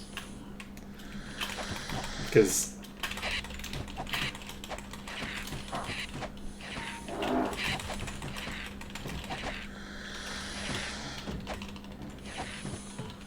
I'm just trying to disengage here. We did not succeed in disengage. It died. Okay. We got a longbow. We got 2 longbows. Whew. Okay. Something. That is a primordial magic bow of the dragon. That would be real good for a ranged run. Fortunately, we're not allowed to use bows, but that's okay. That's okay. You know, I don't need to whine about the fact that we just got of the dragon bow. It's fine. We can save the game. So we're saving the game under danger. We've now broken into the dungeon. So, we're going to go back. We're going to try to deal with those cobras now. We want to clear out this entire initial area, and that will also mean that we'll have one of the quests done. So, I'm hopeful. I don't think this corner is going to work for us. Do we need...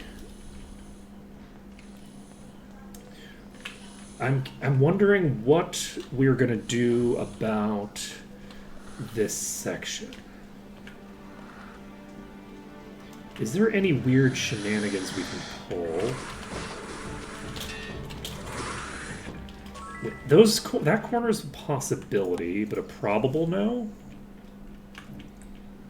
It's a probable no, but let's see.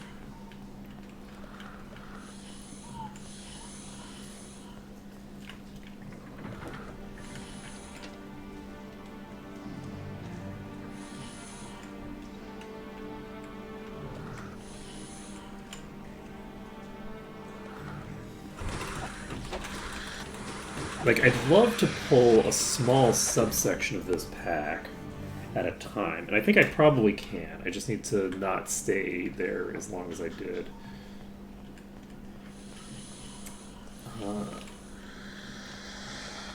Is this the best strategy for maximizing how quickly I get access to the loot from here? Okay, this corner is not working consistently, but it is kind of working. I only saw the one queen. So, we're gonna heal up.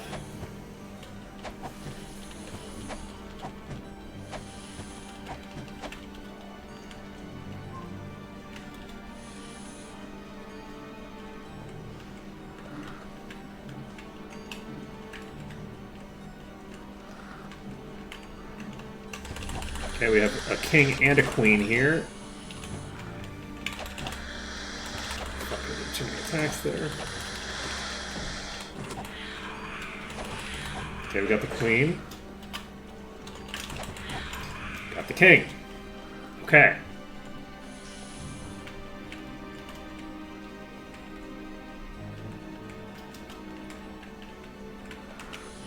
Okay, just a few little ones here for now.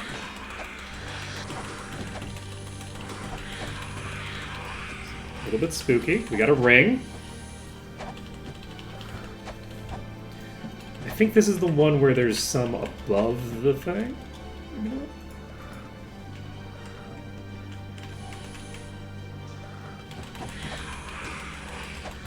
Okay, that's done.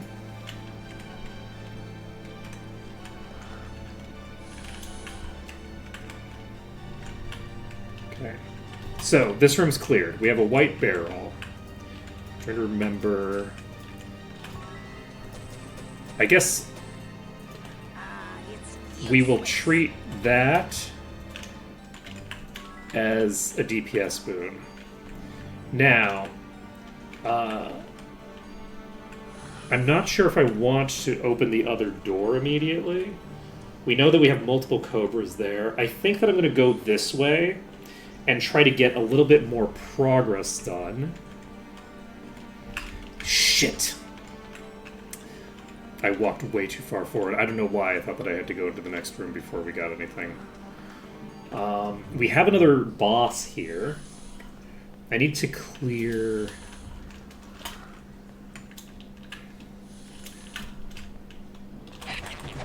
Okay.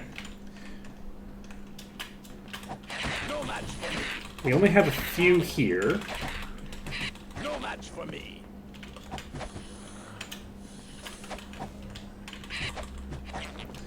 Okay. Up to 9%.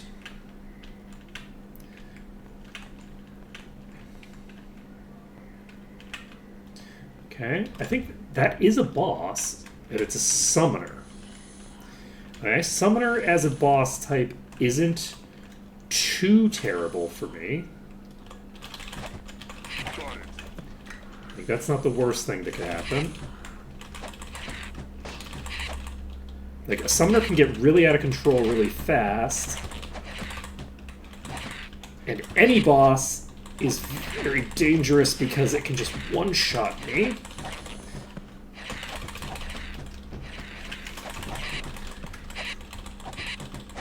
But they're weak enough that it's not that crazy. Identify monster and item skill. This is excellent. This gives me up to 10 master.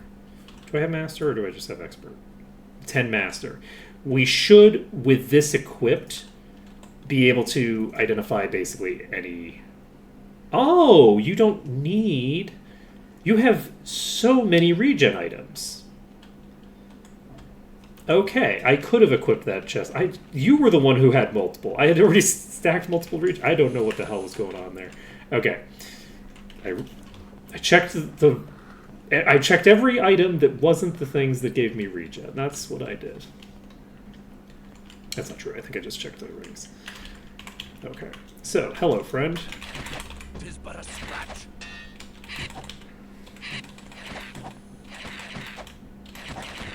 Okay, we got the vampire bout down, and we got that one down. So we've now cleared out a bat boss. Do I want to... I guess I'm going to pull...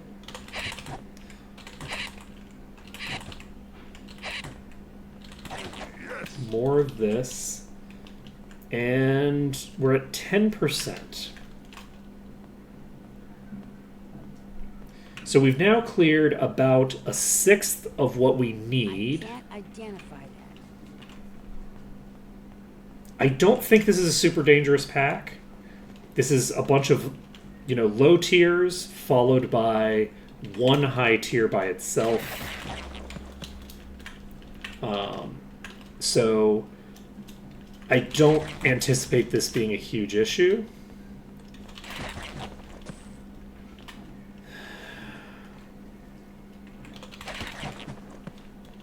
Okay.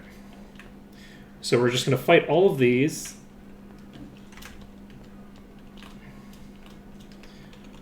And then once we've cleared out this pack,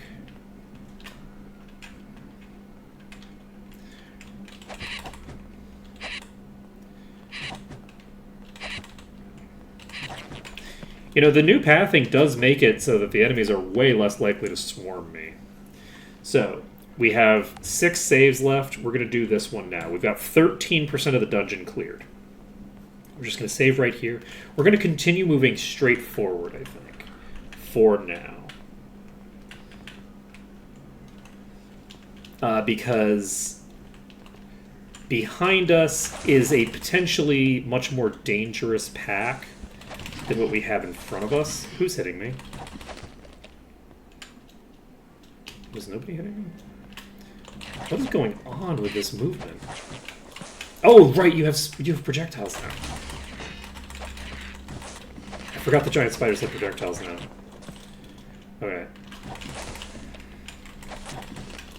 Okay. Okie dokie.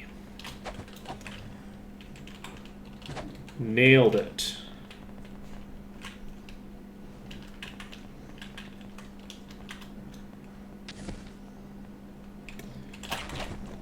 Okay. So, I'm going to wait for this to spawn again. Walk in between them. Okay. Loot this. No book, unfortunately. It's how lucky. But that is a pretty solid two-handed sword for somebody else, not for me. It's of Ascension, which is really good for a spellcaster. Which is not... we keep finding loot for the spellcaster run is the problem, you know?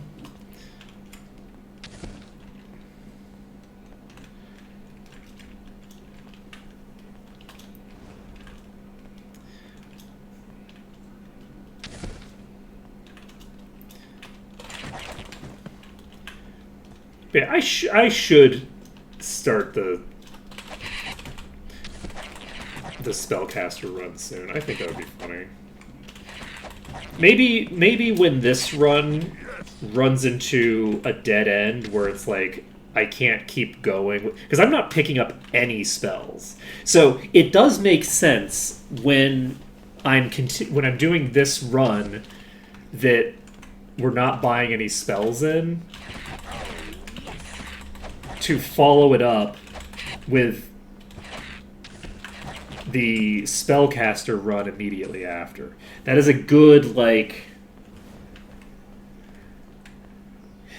Yeah, we're holding all of our spellcasting in in reserve for the next run.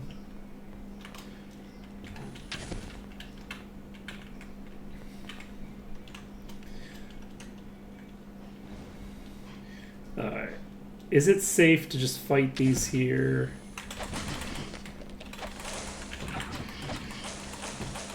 Ooh, that's concerning.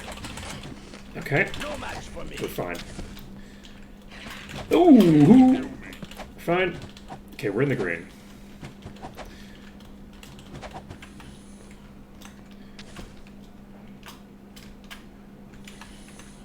Okay.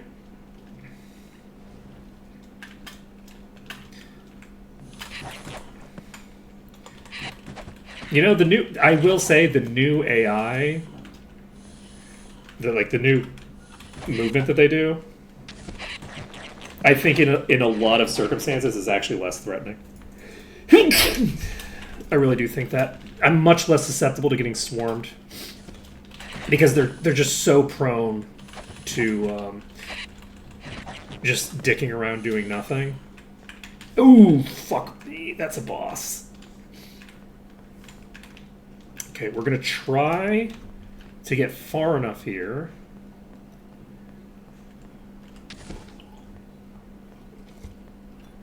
To limit the size of this pack. We've cleared 9% of the dungeon. We're in the green. Interesting. Okay, so can we pull a limited subsection of this pack? We've now got 2 of the queens on us.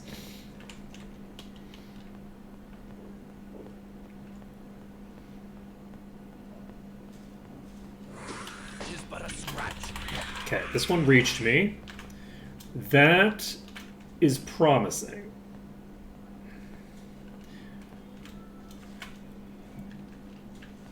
We're going to go back even further. Unfortunately, these two are now kind of synced up in a way that I'm not a huge fan of.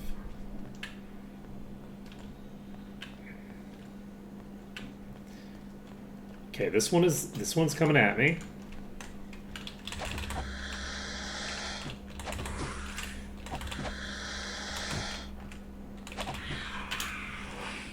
Toasted.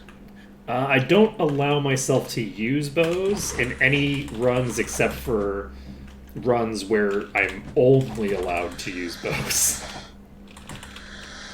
It's all or nothing for me. I'm either using bows or I'm not. So for this run, we are not using bows. I'm not sure how I would do the kind of setup that I usually use for bows for this mod because of the lack of Scholar's Cap. I still haven't figured out how I would want.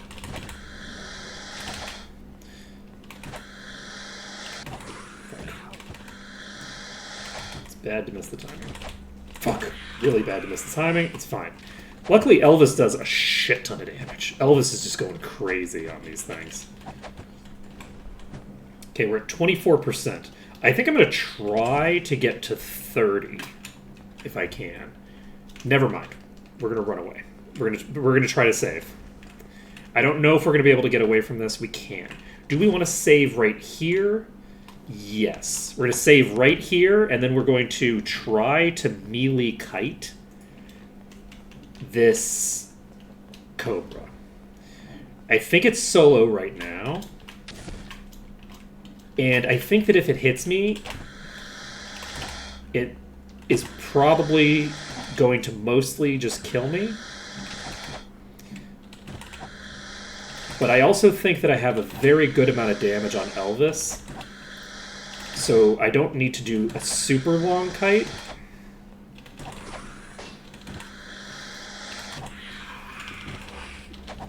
I don't know what the shadow modifier does. I haven't figured it out yet. I have a suspicion. I have a suspicion that it might be a backstab modifier, where if it attacks you from behind, it does bonus damage. But I have no real idea why I believe that. I actually don't know why I have that in my head. It's just a thing I have in my head, so I don't have any evidence to support that. So we're going to try to... We've now cleared this room. And I believe the room to our right doesn't have any enemies in it. So we're actually making pretty good progress through this dungeon. How are we doing on EXP?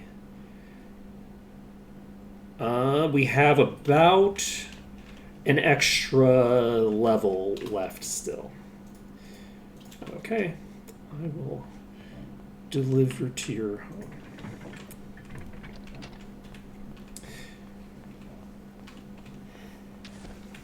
Potentially. I just don't know, because there really are quite a lot of things that they could hypothetically do with it.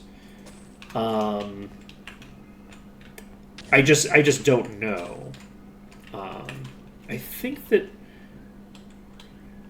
we have enough perception. We don't have expert.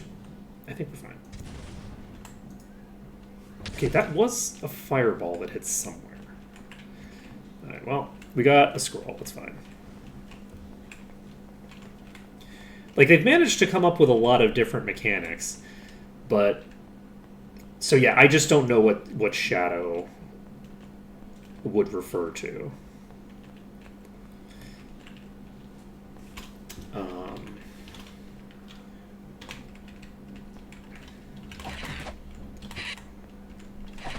Tis but a no match for me. Okay. More crafting materials. We'll use those eventually. Okay. We have...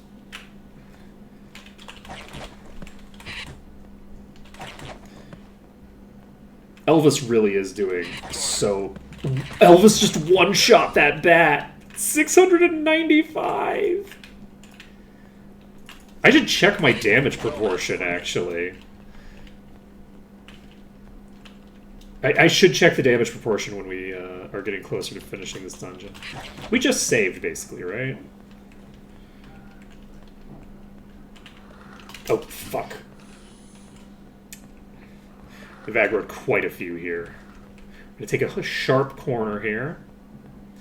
And luckily, the things that I saw were all low tier. So there aren't any high tiers in vision right now, just the mid tier here. We have 2 characters immune to poison, which is good. And we actually have fairly solid durability. One of the characters who isn't immune to poison is a troll, and I'm not super concerned about them. I'm just not. I think they're fine. And we'll see. So what do we want to get to? Do we want to get to like 36% before we save again?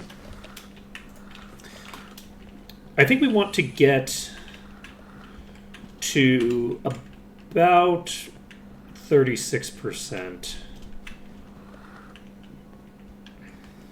Unless we run into a boss. Like, if we see a boss in the distance that we're worried is going to kill us.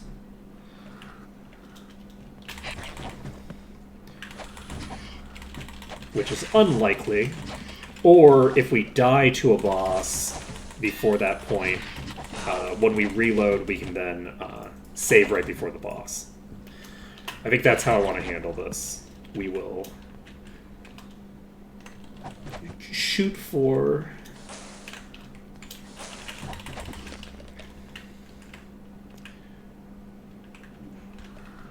Okay. This is able to hit us with ranged attacks. And it died. So we don't have to worry about it. Oh, yes. Okay. Luckily, these are very squishy to Elvis, and to only Elvis. Nobody else is doing the kind of damage that Elvis is doing. Like, not even close.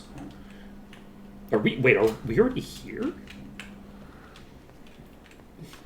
Okay. It's useless. So we're already in this room. Which Also goes to show you how densely packed the last couple of rooms of this place are, considering that this is, like, pretty fucking deep in the dungeon.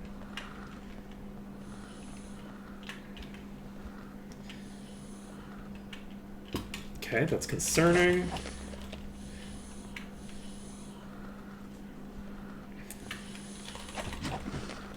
Yeah, unfortunately... No match for me. Elvis is very squishy. But funnily enough, even though Elvis is as squishy as they are, they haven't been dying as much as I would have expected. The rogue and the vampire are actually dying more than they are. And I'm not really sure why. Might just be because they're wearing chain and there's like a lot of physical damage in play. Just maybe some specifics of the way that I've geared them.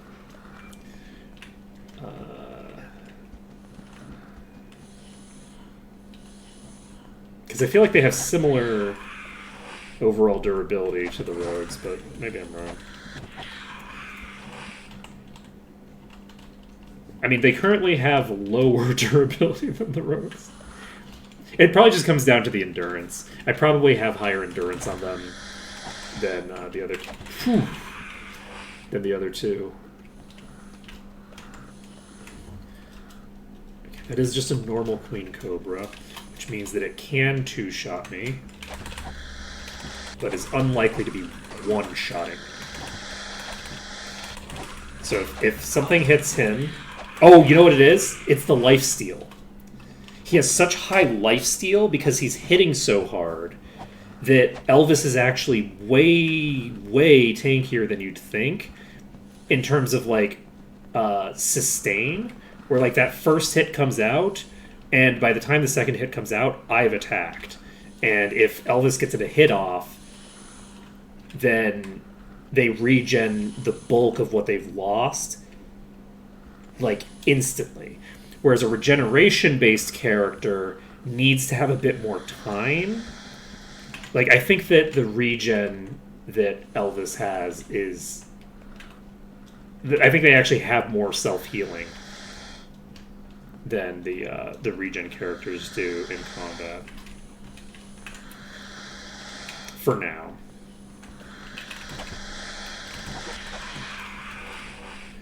That's obviously going to change, because the two rogues are both using hammers. I think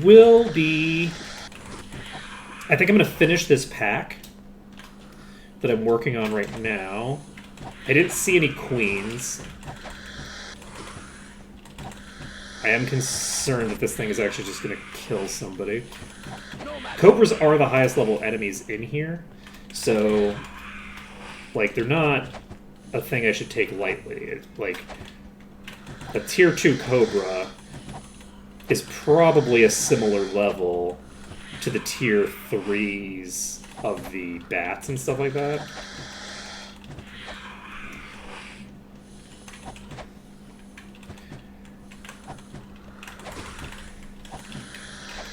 Okay, we're going to save once we killed this Cobra. There we go.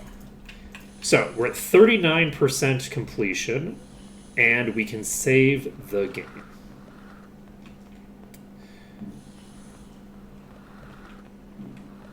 We just need to go really far back to save the game, and that's fine.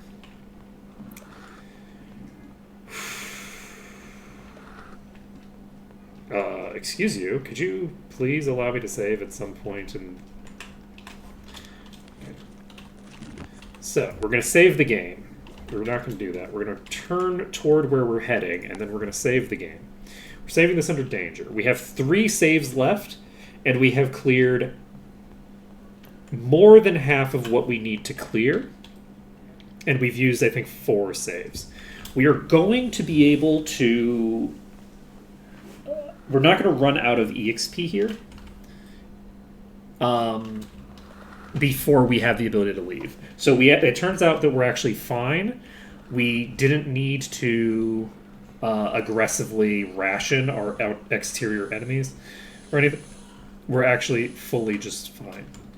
So we have aggroed some enemies from the right side. I don't know if those are enemies that were in this pack, or if those were enemies that rotated over there from the previous pack and just got confused. But we killed another Cobra. We're at 40%.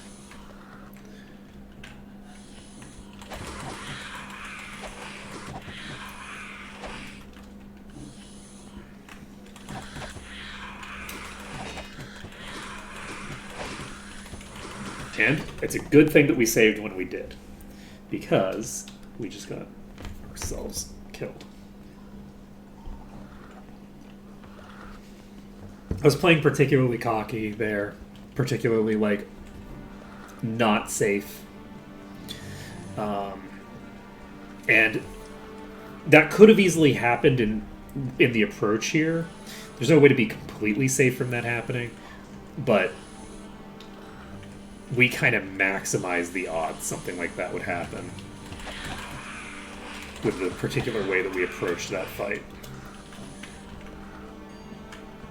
Because we weren't meaningfully mitigating the incoming damage, and we were body blocked from the king by the smaller ones. So the other ones were basically absorbing damage for it.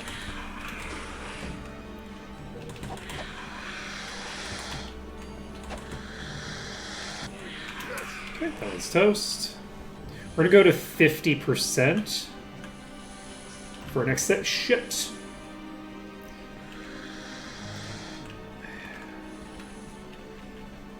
Yeah, I think I'm gonna try for 50.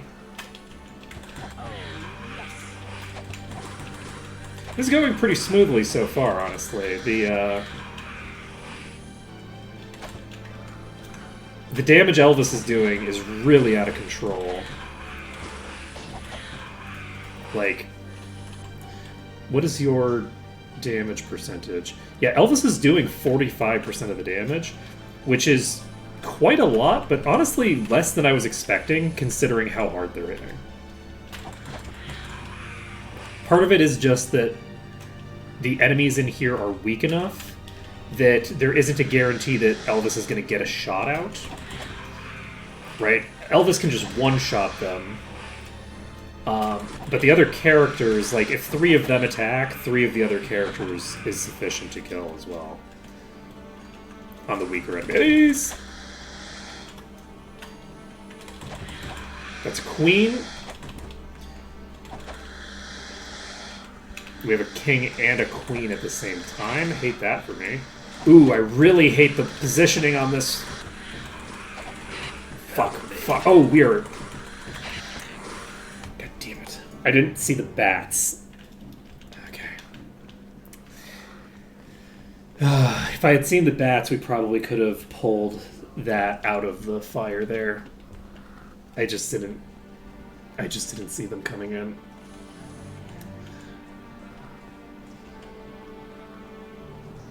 I might have gotten too far in the other direction, but I don't think so. Okay. So we still have to do this pack here again. This pack isn't super deadly. It did kill us the one time, but that isn't because the pack is super deadly. That's just because we were being cocky. It could kill us, but it really shouldn't. It's too the King Cobras burn too quickly to be a really significant risk without a lot of packing. Like, this is a lot of enemies blocking.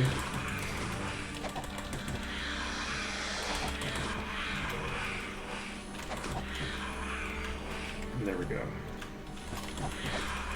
So we're gonna get ourselves back up to full. I don't remember seeing that ring last time. Okay, those have moved.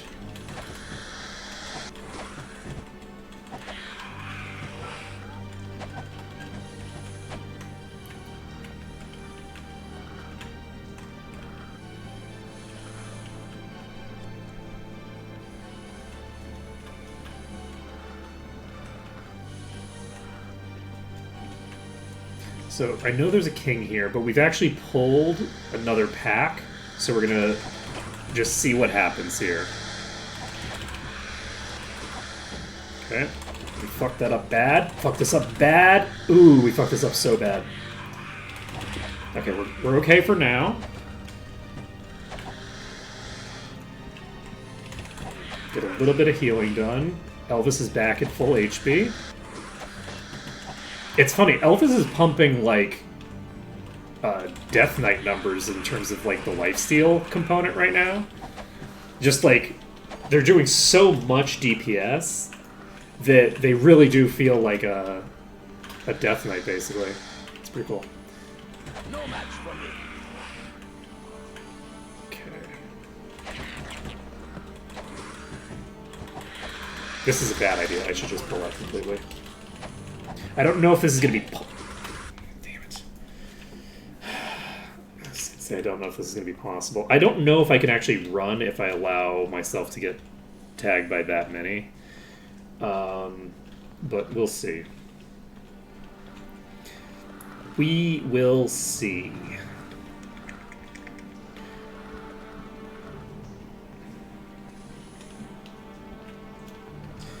Okay, let's get back over here to aggro you.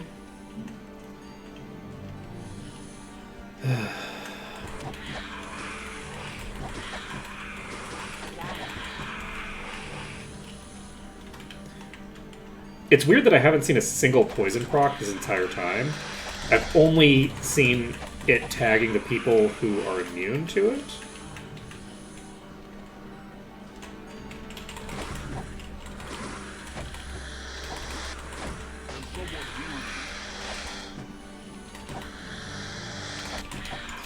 Okay, that one's toast.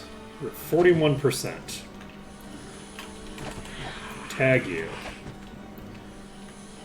Okay, we're aggroing these. So this is...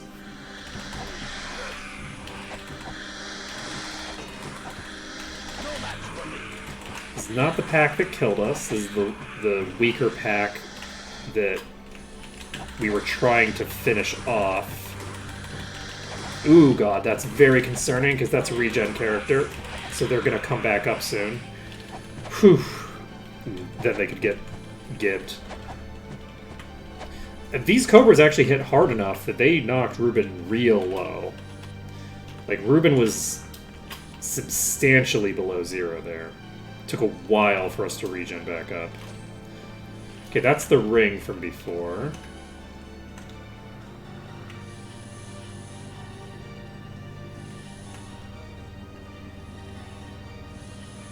So, I think what my goal here should be...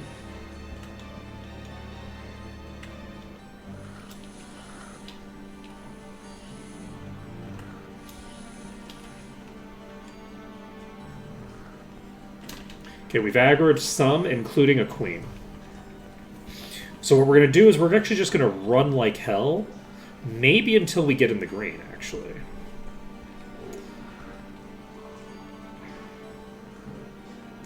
We may never get in the green, but we can try it.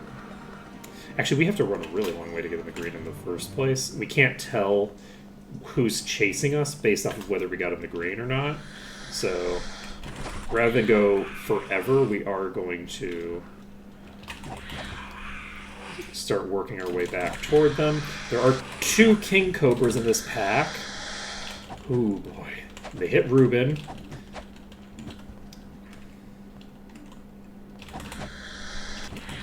Okay. Okay. That's 2 more down. With 45%, that's a queen. If we kill this queen, we're going to have to save it, I think.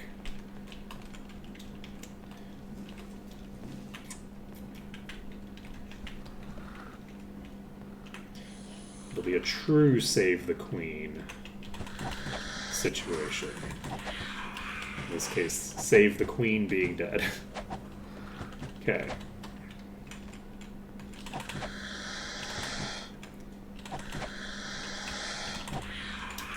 Okay, so we're at 46%. Do we have any more of this pack? that has already come up to us. Not that I can see from here. Okay, I think we're going to go save. We're at 46% cleared. If we can get ourselves to about 58%, I will feel pretty good about our odds of pulling off the last bit. We also now have a lot of space to retreat through. So we save this under danger. We have a lot of space to retreat through, and we can basically leave, and then we can actually save outside at will. So when we come back inside, we can work on the pack that's in there that we were struggling with without needing to backtrack as much. And every time we make some progress on it, we can just go save. And I think that's how we want to handle it, is we just save all progress that we make. So we're looking for about 58%. There's quite a few Cobras that we just aggroed, but they're all weak. I think there might have been one King in that pack. Well, there also could be more that we aggroed that we didn't see because they were downstairs.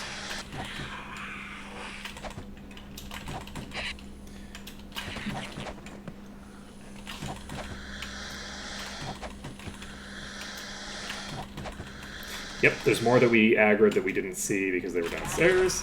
I clear this one, and I think now we pull back. We have a queen. We have a queen and a king. Ooh, don't love that for me. Oh, this is gonna be lethal. We need to get the fuck out. Can we get away from them enough to reset? This is a big straight shot. I don't like it, so we're just going to pull out. Alright. Now, we have two here. They separated from each other. That's amazing. Fuck. Fuck! I missed it. Okay. Got the spell scroll. We're 49%. Making progress. Making progress. Don't think they're going to be on my left, but they might be. There should be, I think, a few more of the kings. I think we saw several. But maybe they didn't pull all the way. Or maybe I'm wrong. They just might not have pulled at all. Watch it just get backstabbed by 2. No match for me. Okay. Whew. We're making progress. We're at 50%. Those were closer than I anticipated. Oh, we got a lot of them, too. I thought we had 3, not 6. Oh, jeez! Oh, this is going to be way worse than I thought.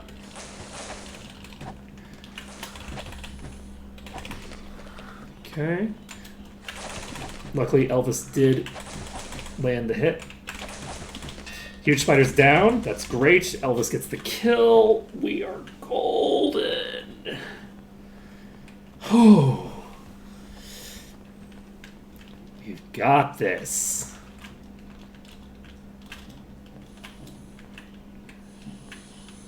Okay. So that pack is cleared. We need 6% more. I'm just going to go over here.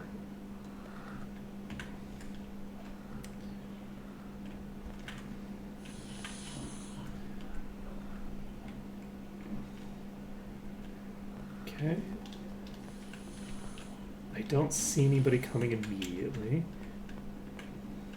The issue is that in a place like this, we can aggro them from both sides. And we don't want to have them coming from both sides at the same time. Okay, this is a group of bats. So we should be mostly okay here, I think. It's the first bat down.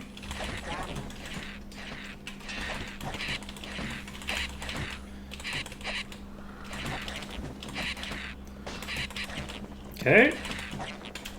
Done. Cleared the bats. Next, giant bat. Next, another bat. I'm beginning to think that I might have been a little premature in saying that I cleared the bats. Okay, there's this group of spiders. That is a queen. It's not a queen. It's a huge spider that is going to approach us now, I assume. Okay. So this one's toast. The top tier is not in this pack for some reason. There it is. Okay. The spell does like nothing. So that's great for us. Cleared that. Move on to you. Clear this, and we're at 56%. I think we're looking for 2% more than what we have right now.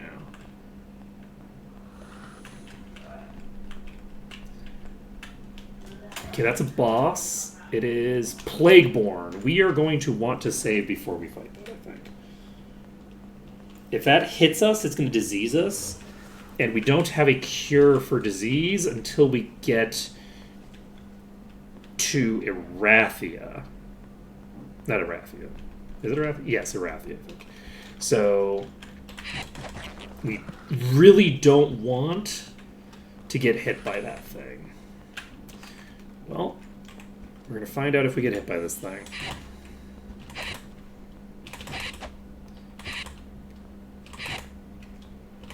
I'm not doing anything fancy. Fuck. So, you're diseased. Unfortunately, that means that this character is now going to take double damage from all incoming attacks, which means the cheesesteak is in one-shot range for basically everything all the time. So, man, we were doing so well too. We were so close to clearing that without getting disease. But once we get to Erathia, we can cure that. And I probably should save, especially because I'm diseased now. Ooh, concerning.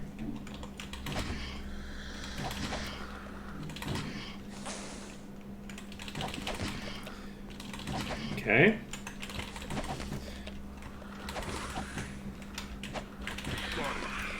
Okay. We're at 59%. We're going to clear out this one. Do we want to try this one? We got 60%, which is great. It's better than we would have hoped for. We're going to go safe. I'm not going to just keep risking it because of the fact that I'm diseased and I want to reload it. That's not what we're doing. We're just playing a little bit more risky than we normally would. Possibly because we got diseased there. But we're not going to play risky forever. We're not just going to keep doing that. We are going to go safe. We do need... It's just kind of a pain in the ass to walk all the way. Okay. We can save under danger. We are very close to being able to leave the dungeon. We're at 60%. We have one more. Very weak. It's a long dagger. Powerful. I don't remember what it was that we got off of the boss. This is fine. Sleep and unconsciousness immunity. That's an excellent thing to get on a ring. We're going to go ahead and give that to you. Reason being is that sleep and unconsciousness is a proc that's really unconscious. Oh, we already have an unconsciousness thing on you. Water and accuracy. Okay, we'll take this to you. It's useless. It's nice to have it on a character who is going to benefit from it. I think we take this on you. Oh shit, hello. Probably doesn't make that much sense because they are regenerating, but they're not regenerating that much more than the other characters who have Thinger. And falling damage is percentage damage. It does a percent of your max HP. So it makes sense to do that, I think. So we are going to pop over here. And that's the braziers.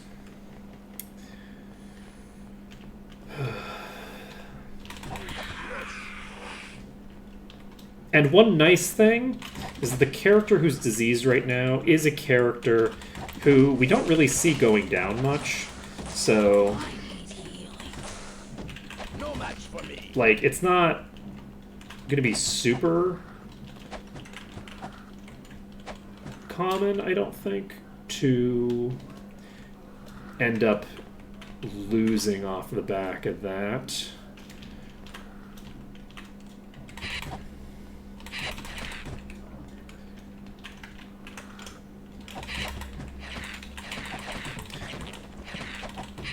No match for me.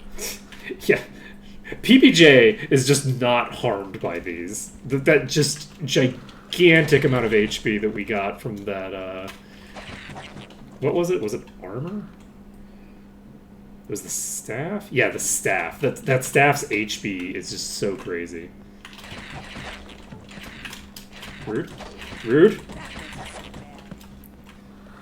Okay. And this is the bridge, so we can just jump down here again when we are progressing through, when we basically are coming back down here. We've now cleared enough of it. Even if we were to die here, I'd feel comfortable jumping down because we don't have that many enemies in play here. No match for me. So we're all good.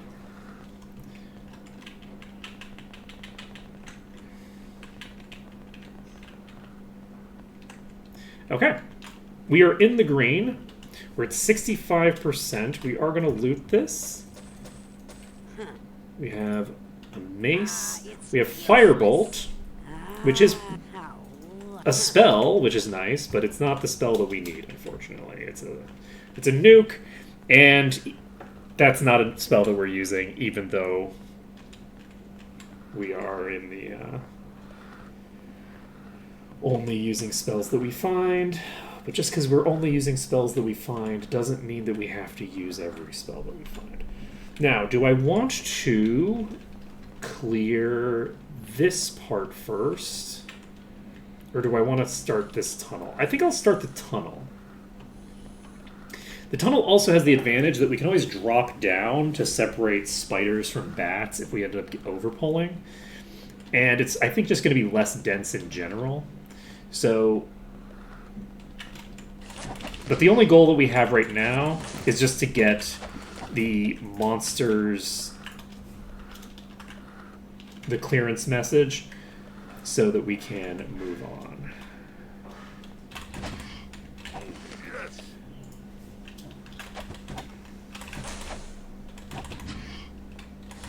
This huge spider very likely can one-shot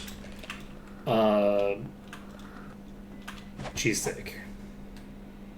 Cheesesteak does not have a ton of max HP, and since they are taking double damage, monsters are weakened, can no longer resurrect. So we're going to clear out these spiders here that we've aggroed already. And then we can save. Do we want to save here?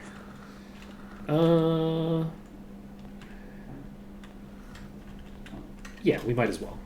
We're in the green, we're going to save under danger, and we're going to basically just try to get to the end of this area before we leave. That is a lot of friends. So we've got multiple huge spiders on us here. I didn't see any bosses, though. So if we can pull these...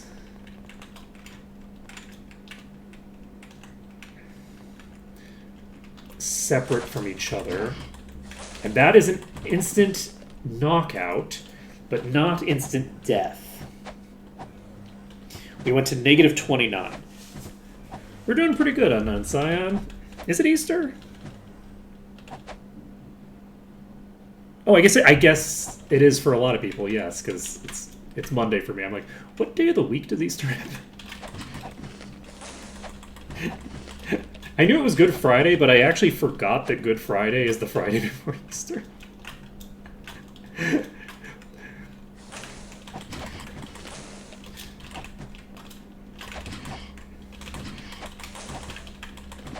Any attack with a physical attack that comes out on to cheesesteak's probably going to be lethal. Merry Easter, everyone! You know, that was predictable. I saw that HP go down to like 0, and I was like, oh, this is a problem. Boom! This is a problem. I don't have vision on that little spider. Black. Okay.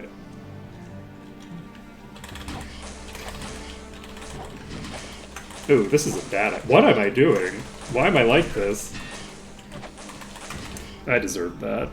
I deserve that. Sure, what are your questions?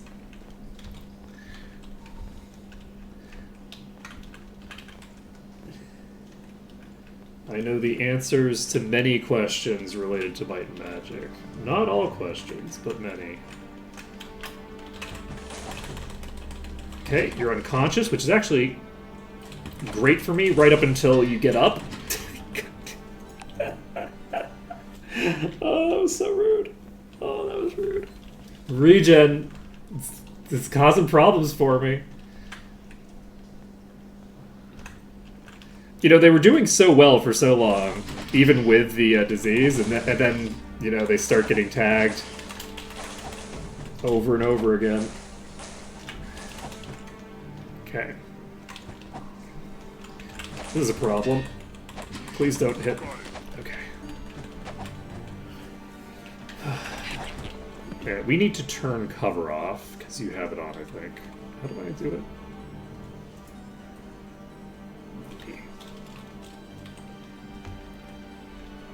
Let's see. Shrink Ray Wand. Titan Turn. I don't remember if Titans are immune to magic. I don't think they are. I don't think they have immunity to the magic type, but I think they have very high resists. So I don't use a lot of status effects, right? So I don't remember like how they were supposed to work, and then the specific ways that they didn't work, and then how they work now. Because there's like multiple versions. So there's like the pre-Gray Face, where in Might and Magic 6 at least, like most status effects didn't work, and I think that carried over into 7 as well. I don't know if status effects worked in 7 consistently, but I think Shrink was one of the few that did. Or maybe it was just because it was part of Dark Containment, and Dark Containment was the only spell that actually had the ability to cause any status effects. I think it might be that it's just Dark Containment worked and nothing else did. But yeah, I could not tell you almost anything that has to do with status effects because I've never used them.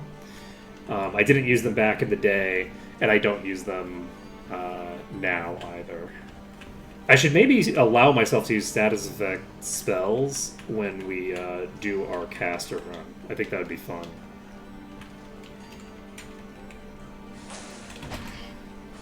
The caster run that is definitely someday going to be real.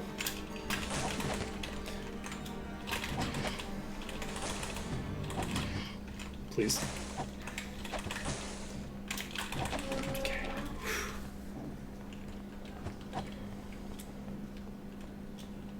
But yeah, the details of which status effects work when and why and the hows of it, I just have no knowledge of, really. Okay. So that teleported us a significant ways back. We are now able to go save the game. We can go outside and save. So then we can come back inside once we've grabbed some food. We can clear out the area by the entrance, clear up that pack, and then once we've cleared that pack, we can then move on to the back and finish things off. Let's see.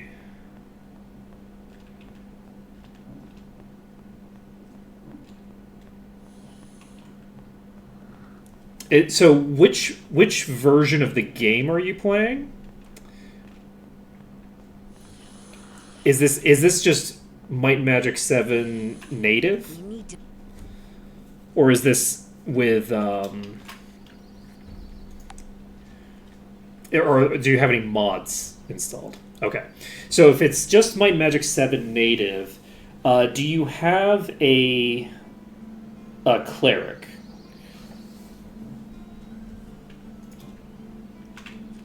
Because if you have a cleric, then Tolberti can be made fairly easy. If you don't have a cleric, then the answer is less pleasant.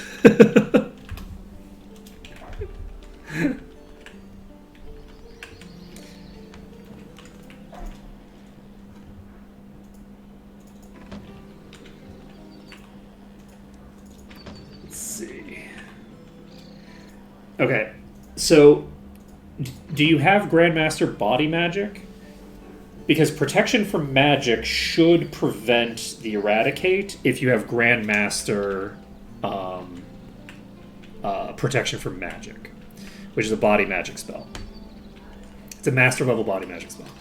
So it has a limited number of hits before it goes away. So with Grandmaster Body Magic and Protection from Magic, you shouldn't get the Eradicate effect happening at all. That should not be able to proc with Protection from Magic. I think you can still see it proc, like you'll still see the animation of it proc, but it won't, like there's some sort of animation or sound effect or something. So you'll be able to keep track of how many times he's procced it, and when it's going to wear off, you just recast it, right? Usually it doesn't wear off, but that would be the way to deal with that component. In terms of the healing, I don't really remember the healing being super relevant, so I would just say just brute force, keep hitting as hard as possible until he dies. I've never had to do anything really funky, like use corners to try to block the blaster bolt or something like that. But since they are a ranged character, right? In theory, you could use like the staircase in the room to meander them into a corner where they can't hit you, and then you basically just peek yourself around the corner where the ranged blast is going to hit the wall, but you can just hit them and just kind of like trivially burn them down that way.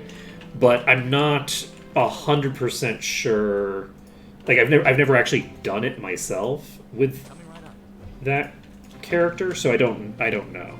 Like generally, I just make sure to have Grandmaster Protection from Magic active, and then just blow them up. Right.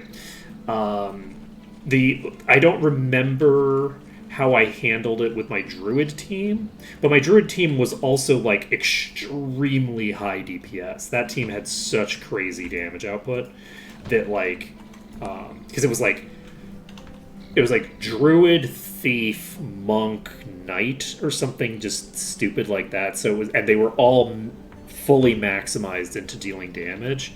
So it was like that was a run where I had a lot of damage.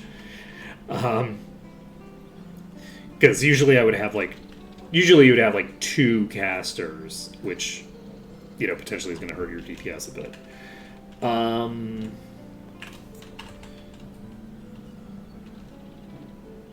But yeah, other than that, I can't think of anything else super, because you can't protect yourself from the damage itself because it's just energy damage.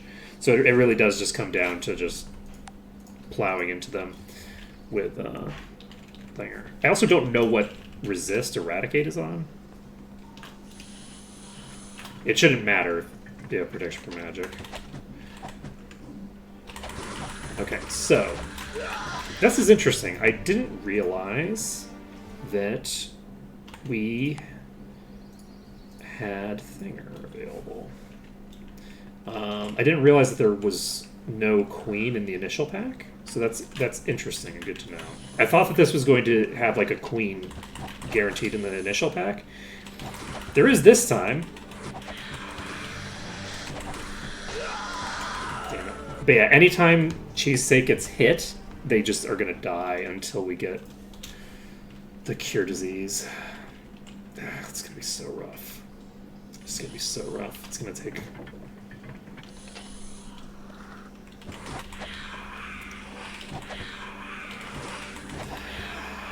We also don't have a great kiting location here.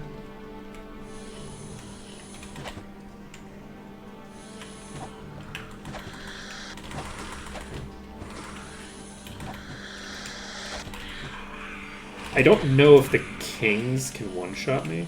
You know what? I can actually just leave and save. We're gonna leave and save. We don't need to clear too much.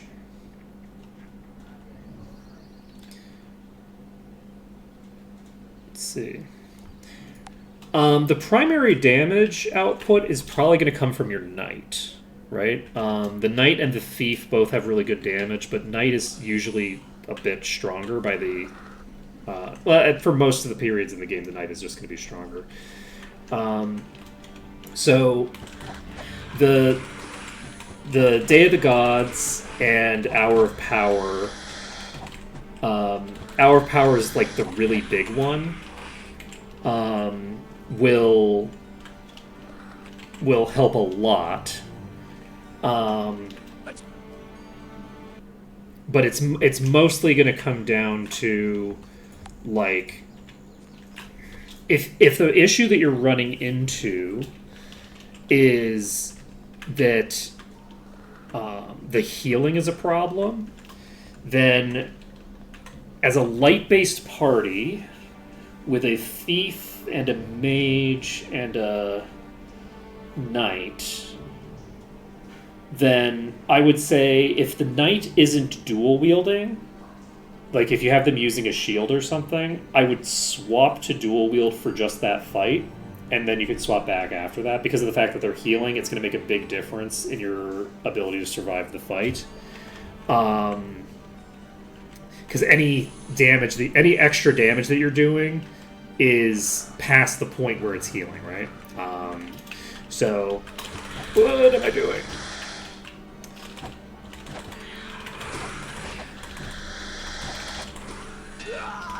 Okay. Yes, the kings can one-shot me from full HP. That's rough. Let's see. So,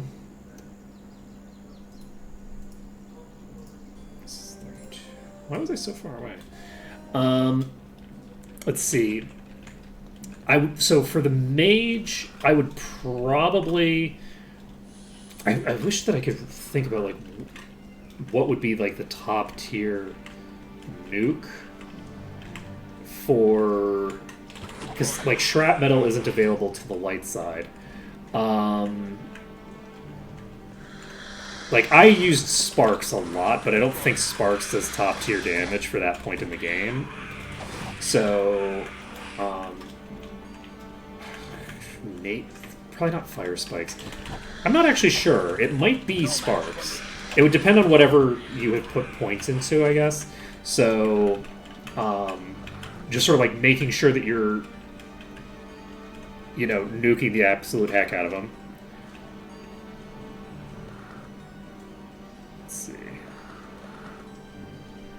You only need Mastery to be able to dual wield.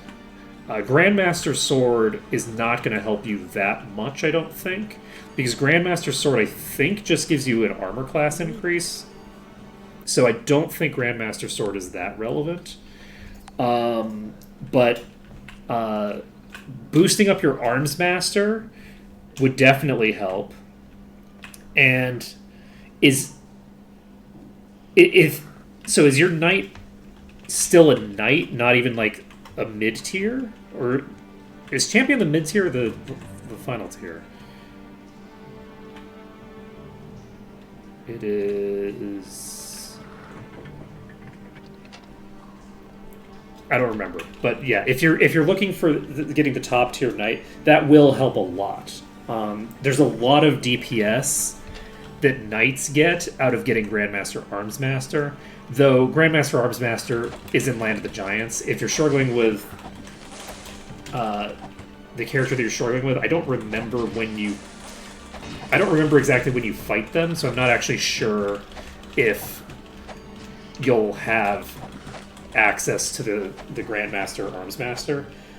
But getting mastery in it is also going to be a big deal.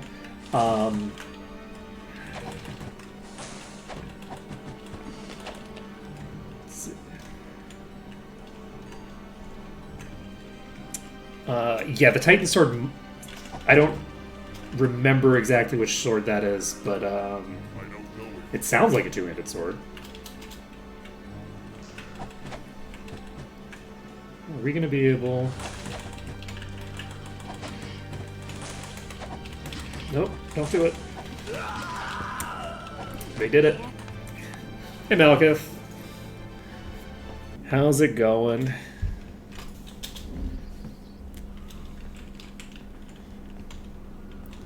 This disease change is making me sad. It's making me sad. Oh no, that's no fun. Being sick is the worst. Oh, yeah, okay. Hey. Well, the adding so that disease causes you to take double damage. not this is like the change since the last time I played, not like since the last player, because I'm now diseased and it is a tier. Yeah, we ran into a plague bearer. We almost kited it the entire way. And we got hit on like the last round of combat because I screwed up the kite. So now we're going to be dying to tier 2s in a single hit. Makes me very, very concerned about my future life prospects. But, you know, I'm sure it'll be fine. What's the worst that could happen, right? So we're just going to pop out and save again.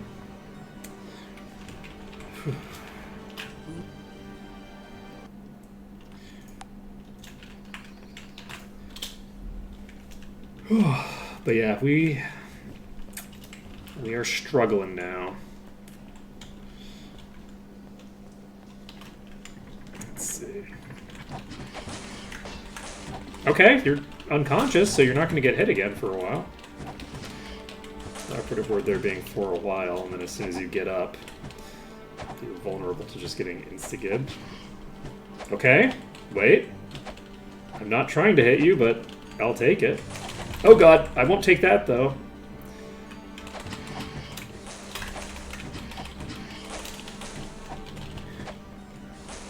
Okay. No match for me. That one's toast. We're looking to... Okay.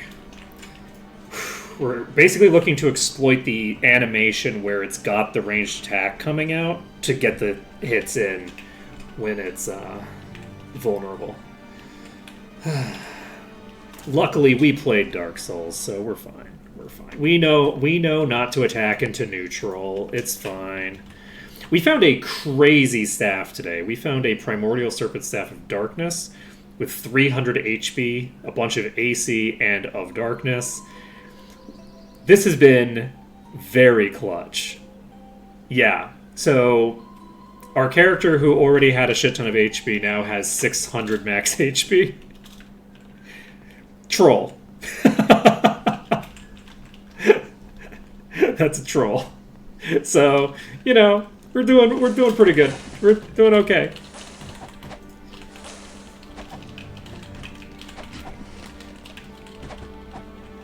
Yeah, I definitely wanted to go with the staff because I just prefer the I prefer not to rely on the paralyzed type effects and stuff like that. Since I've already done a run with that, it's like at some point maybe I'll do some like paladin plus troll, like all paralyze all the time nonsense. But I feel like I want to do different stuff for now. Maybe we'll do maces in the caster run. It would be very fun to do a full stun team, because like if we wanted to do like full paralysis, we could only do that with like I think just paladins and trolls. But if we wanted just everybody to have stun, we have a lot more options. Because if we could get a caster with Master Staff, because Master Staff is what gives us the stun, right?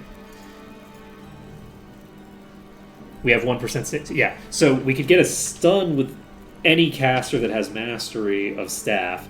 So probably we can get someone who gets access to at least Mastery of the Elemental Magics with a Staff Mastery. Have that be done, and then just have like paladins and trolls and shit like that. I think that might be fun. Like 4 characters that are using maces and 1 that's using a stun might be fun. Maybe like 3 trolls, a paladin, and then I don't know. Can wizards get mastery of staff? Let's see. In the vanilla game without the Greyface patch, I don't think most of the status effect spells work. I think the Greyface patch fixes that, and in the mod that I'm playing, because I'm playing a mod, I think everything works. I think everything works in... Oh, wait, where am I? Shit, did I just save in the wrong location? No, we're fine. We're fine. Okay, how many do we have that are dangerous? And the answer is all of them now. All of them are dangerous. Because anything can one-shot me instead of two-shotting me. Oh, shit! This is fine. This is fine. I didn't fuck that up badly. We're fine. Fuck.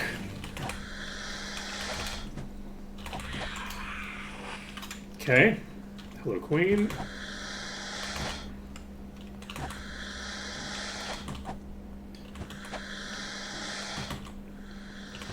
Okay. Cleared.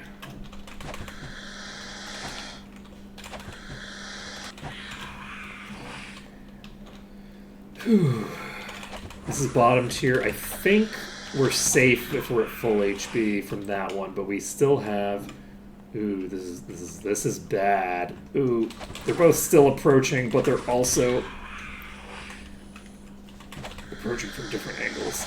Oh, you bastard. How dare you.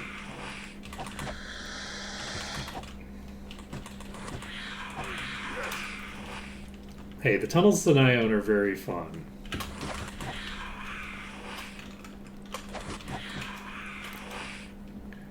And you have a mage, so you can treat it as a stealth section with Invis.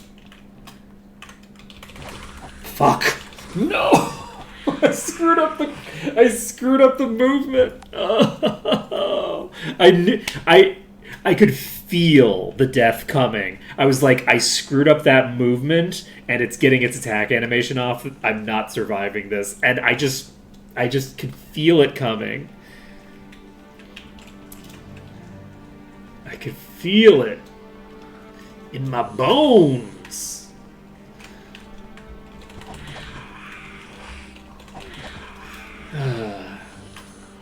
Man, I had done so well too. That was like, I'd already killed like 4 of these goddamn things. Okay, unfortunately, we're now probably gonna die before we even get there.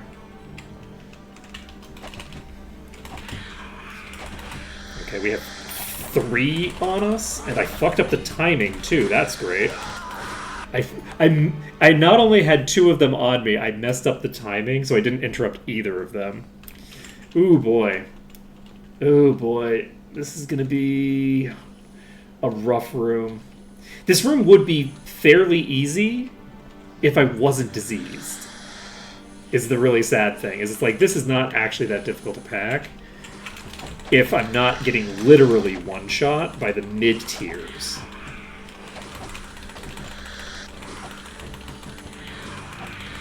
Okay.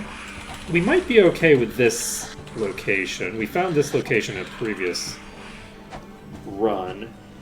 This didn't help me much, honestly. That got us one of the kings down, and the kings are the ones that I really care about. Wow,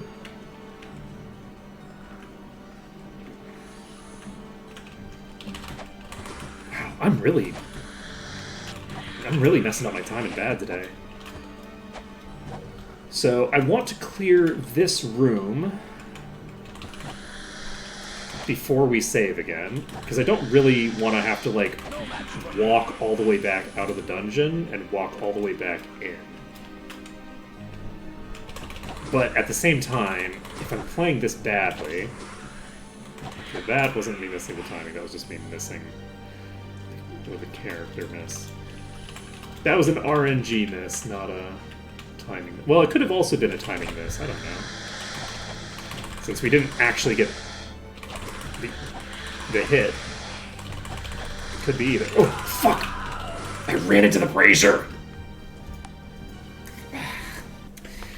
Hey. Hey. It's fine. It's fine. Couldn't you have diseased the troll? The disease is... I'm gonna die more times just doing this room than I've died the entire time.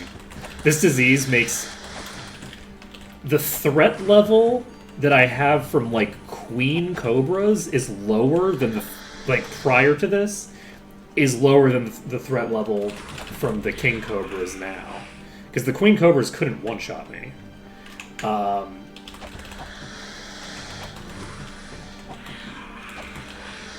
Like, none of the characters are in one-shot range from just a Cobra. Like a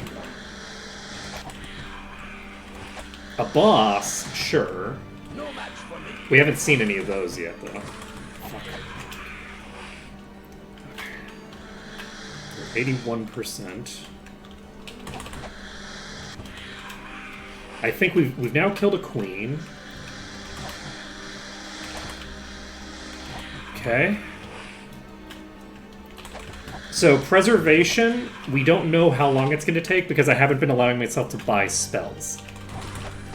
So, when I get preservation is entirely up to the whims of the RNG, or if I remember a specific location where you're guaranteed to get preservation, but I don't remember anything like that offhand. Like a dungeon where there's a preservation thing just sitting there, waiting to be taken. Okay. So, yeah, maybe.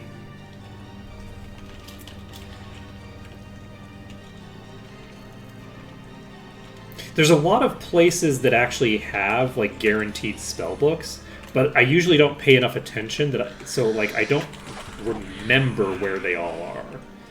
There's a bunch of places that have guaranteed random spell books, and there's a bunch of places that have really, really low-level spell books. Like, there's a guaranteed spell book in the starting temple. Shit. I'm getting killed by the same brazier again. Okay. I don't know if we're going to be able to make... We didn't make it all the way without that. We have no choice but to try to kite these.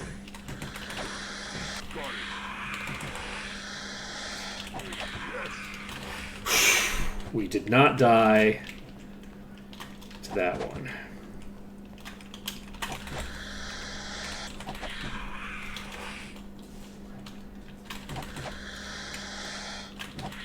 Okay.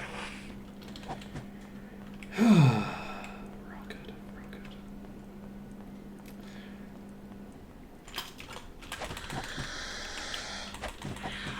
Okay, we're in the green again. Yeah, I'm imagining that at a certain point in this run, we're going to have to give up on the rogue-liking our spell casting pool at some point. That's my assumption, is that we're not going to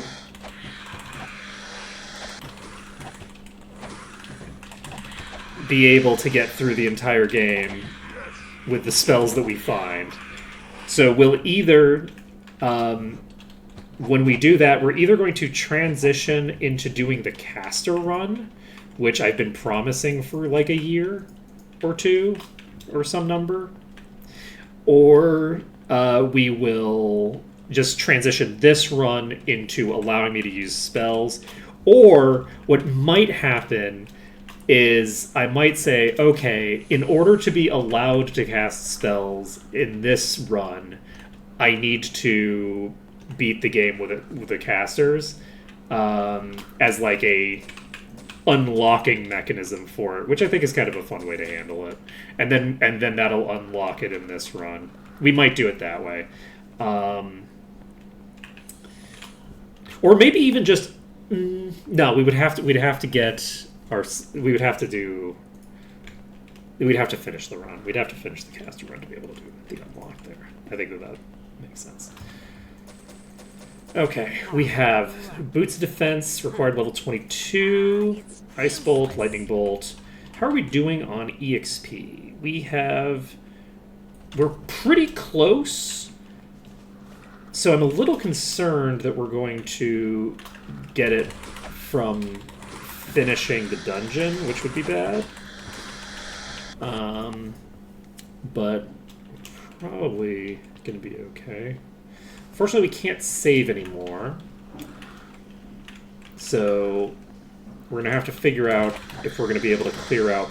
We're not gonna be able to clear out the entire spider area without saving at all. Like, maybe we clear these cobras. We would be able to if we weren't diseased, but unfortunately, somebody played badly and got tagged. Because I'm pretty sure it was a mistake. I don't think it was a miss. I think it was a mistake that got me diseased there. I think I missed the timing. I'm out of practice, and even in practice, I can still miss the timing. But it wasn't a super long kite. So I feel like if I was at the top of my game, I don't think I would have missed it. It was not that far. And we're not deep enough in that things are like bolstered to the point where they're just moving at super light speed. Luckily, the spiders are lower level than the cobras. Please don't hit me again. Even the little baby spiders can just kill me. Oh, God. Oh, oh, meat steak, you poor fuck. Oh God, no! I have this. I have this whole thing to kill again. I forgot.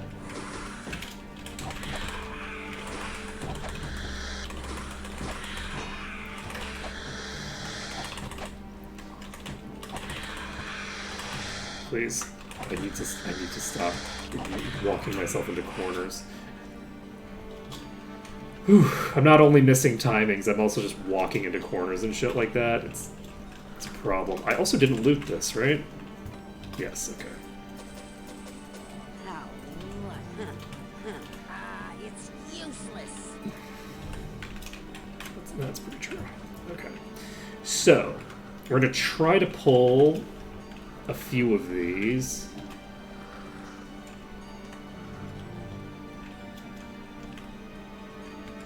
But yeah, I think we might have to... What time is it? It's 1 p.m. Actually, this might be a good opportunity to turn in the Goblin Watch key. I don't know if we can get... I don't think we can get there by 2 o'clock, though. If we left right now, I don't think we'd get there by 2. So... How close are we? We need, like, a fifth of a level. I feel like we need... We don't need... Fuck.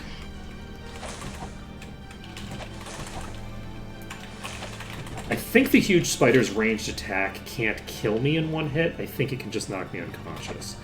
So it just doesn't do... It doesn't hit very hard with its ranged attack. Let's see. It's 12:30.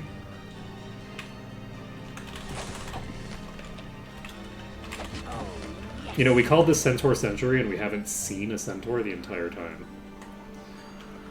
We were in the zone that had centaurs in it, but we didn't actually see any, much less fight them. Like, I don't think we went in range to get visual confirmation of the existence of centaurs. Okay, we're at 93% completion.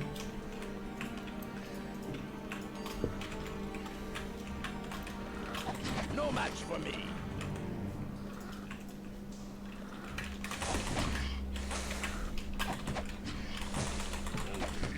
Okay, we still have the queen as well. No match for me. Unfortunately, they're all in this room. But I think everything left is a spider. And the spiders are substantially less dangerous than the cobras are. So... Now, that doesn't mean a lot, because the cobras can just one-shot me pretty casually. So, like, I don't know if a tier 2 spider can instigate me. They may or may not be able to. We know that the normal spiders can one-shot me. Ooh, that's dangerous. Ooh, that cover. Okay, I think we should have few enough of them on me now that we can clear them. Okay. This is dangerous. We don't know.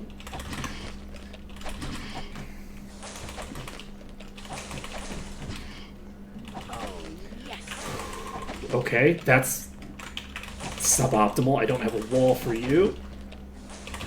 Fuck. Okay. This... Fuck! Can lethal. Oh my god, I screwed up. I screwed up the timing. If I had attacked a fraction of a second later there. If I had attacked a fraction of a second later there, we would have had it. We would have had it if I had attacked just like a fraction of a second is all we needed. That 1 in 5 chance.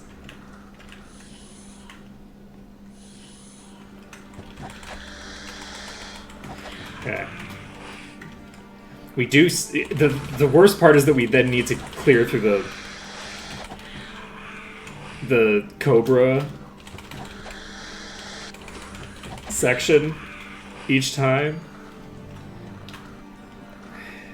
Luckily, the Cobras are in the beginning instead of like in the middle somewhere. If they were in the middle somewhere, that would be real rough. Shit. Needed to use a ranged attack. I remember surviving that.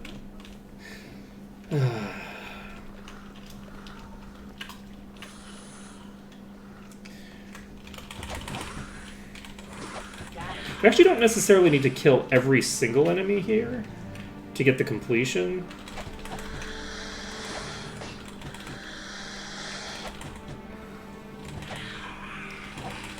The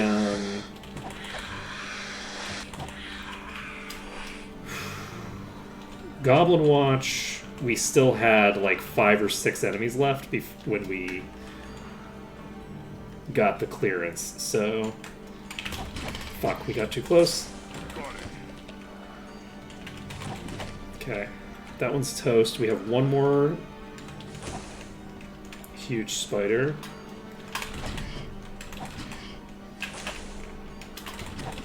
Okay, so that's 2 huge spiders down. I think that we had like maybe 5 or 6 huge and 5 or 6 giants. I feel like we had more giants than we had Thinger. Hey Hawkheart, how's it going?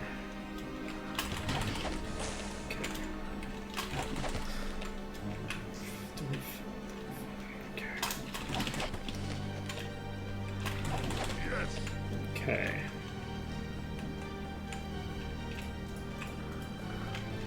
Shit. There's 3 of them.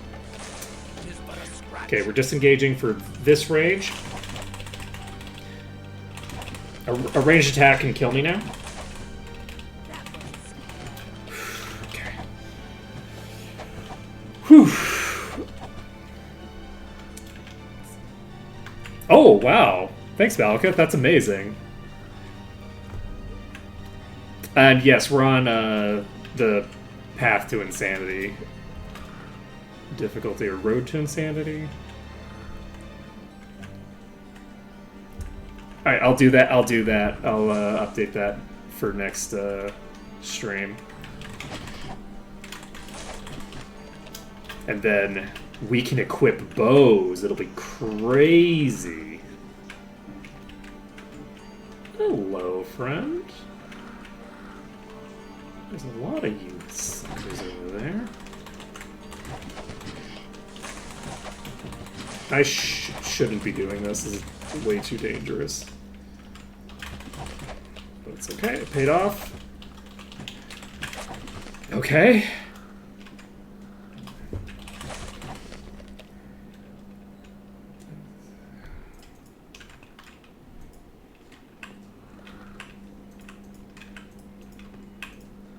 Oh, kind of like if you press the skip button or whatever it was. I don't remember which game had the skip button. I think it's not in all of them, right? No match for me. It allows you to just skip past a character without using their action.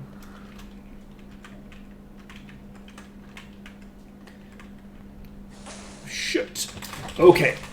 This is dangerous. We've got at least 3 that can kill me pretty much instantly. This is still not the queen. Fuck. Okay, 1 down. Okay, 2 down. Fuck. Fine. 98%. Okay, now we could just leave the dungeon. If we feel like some of them are locked above us, we actually will. Like, if we feel like there's one above us here that's refusing to come down, we're not going to try to walk through it. Because that would just be, like, fully luck dependent.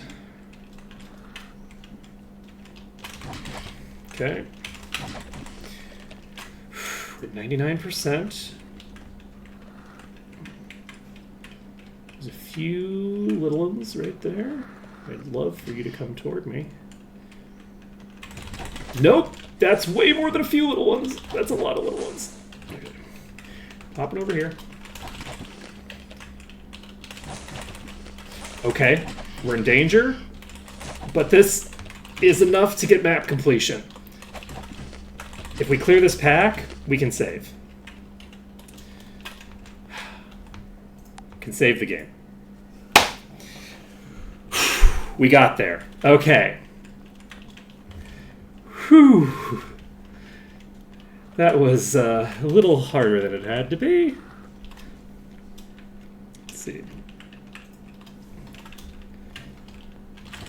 So, now we just need to clear the actual boss. And a few other enemies. And pretty soon... Hello, friend. That's the queen.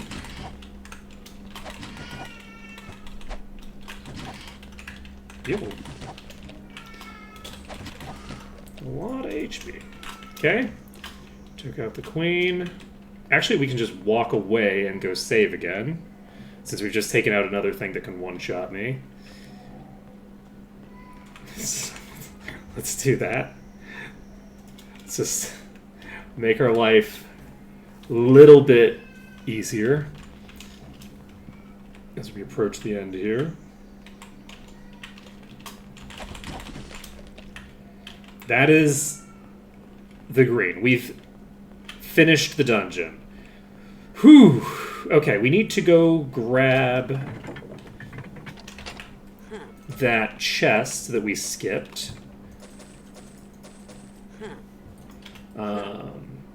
Prevents falling damage. I like that. Nice.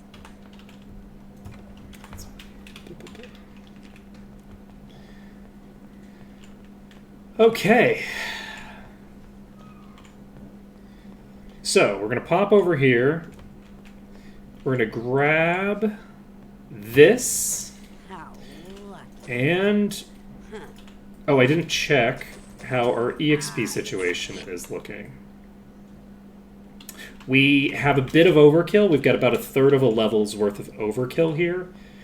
I'm not going to worry about it. In order to be able to not have that happen, I would need to backtrack a considerable distance, and by that I just mean like I'd have to go back to before I entered this dungeon, just complete 2 quests. And even then, I'm probably going to get overkill, so like I'm not going to worry about it. So the next time we come to Might and Magic 6, we're just going to be immediately turning in quests, and that might actually get us all the way to where we need to be. So we're now heading to Might and Magic 8 again.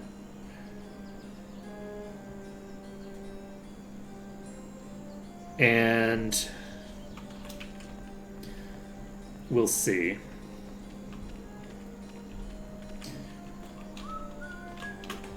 What else do we need?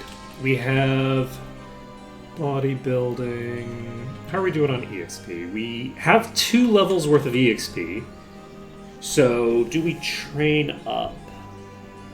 Yeah, let's train up. How about some trading? Let's see. I haven't cleared any dungeons in Might and Magic 8. Okay. Not yet.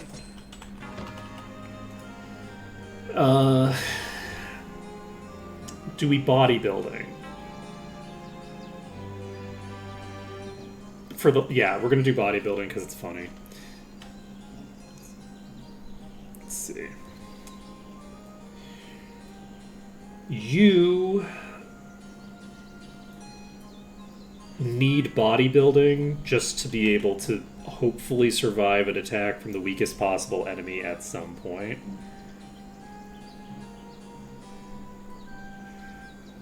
We're gonna get bodybuilding to expert on you. You have so many points to spend, actually. We have perception up to 4. I think 4 is all we need. I'm going to confirm. I can never remember where the perception guy is. He's either here or the other place. I think the other place has learning or something. I think this is perception. Nailed it. Okay, and we do only need 4 for this. So, we have expert perception. We have our axe at 8. And identify monster, we don't need to start pumping until we can get expertise, which is going to be quite a while. I think we do this.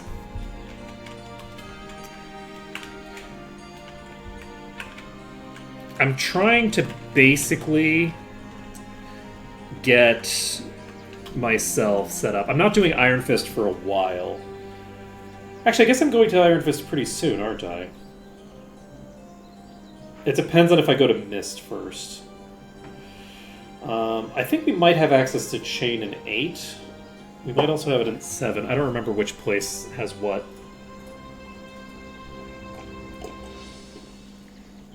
But yeah, so we'll be able to equip this, which gives 81 hit points. That'll be a big upgrade, actually. Like, that'll be a pretty massive upgrade. We can turn in the Cobra eggs, because those don't give experience. Let's see. Yeah, I'm not sure if we're going there next or if we're going there later. But what I'm looking for right now is basically just, I already have access to bodybuilding here.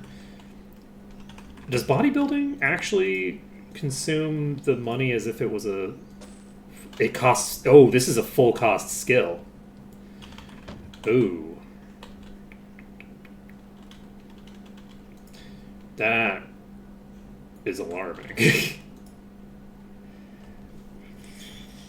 That is alarming.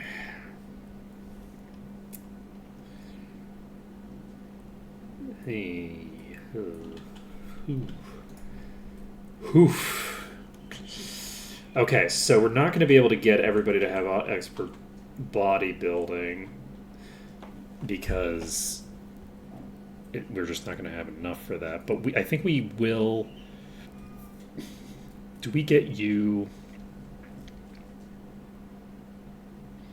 I literally don't have any spirit spells. Do we get spirit up to 8 and get expertise? I have merchant on somebody. Oh wait, do I need to pick up the skill on everybody? I think I do. No, I don't. No, I think I established that it costs the same amount on each character. You just don't get the thing. So we can.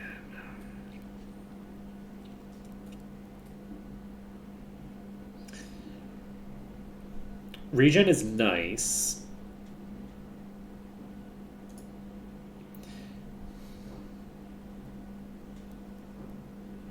Well, the thing is that, yeah, if I ever manage to find them is the thing. Like, the question is whether we're spending 20 grand right now on something that we may never have pay off, much less in the immediate future. Or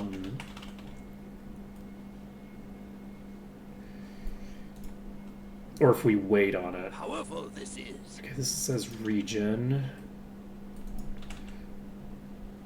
I guess we'll slap this on you. Actually, we don't need to slap it on you. Do we slap it on you just because... Let's just do this. It's a repair item. We'll just throw it on you for the hell of it.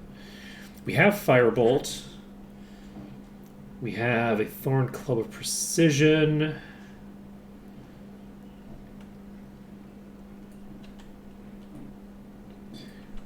And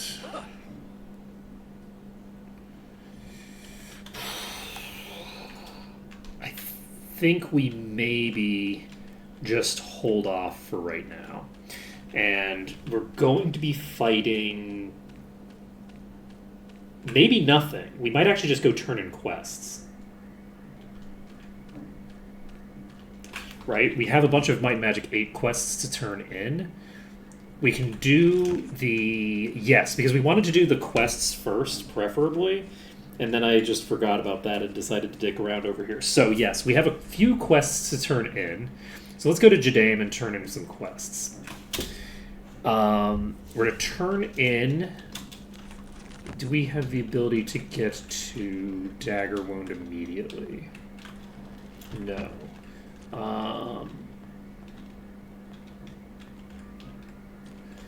I can train, and then potentially I'll be able to do it then. But I might not need to, because I might just have this stuff that I need here. I haven't done what you asked of me. You had a... Okay, so I already did this thing. Do I have any other quests done here? No. I don't think so.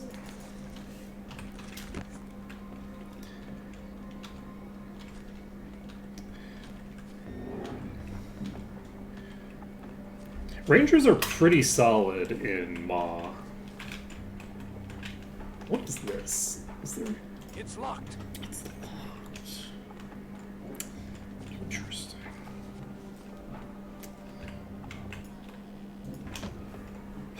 Do I have any nonsense that I want to do right now? There's expert fire magic here. Let's go. Let's just go train and see if we can get to Dagger Wound. Because if we can get to Dagger Wound, that'll be a pretty... Practice session just started. Oh, never mind it. Did I already train? We could pick up Ascension on you. Let's do that. I don't know that we need to pick it up on anybody else. Let's see. Is this for a vanilla run, or is this for a mod? Because you were playing Might and Magic 7 vanilla, right?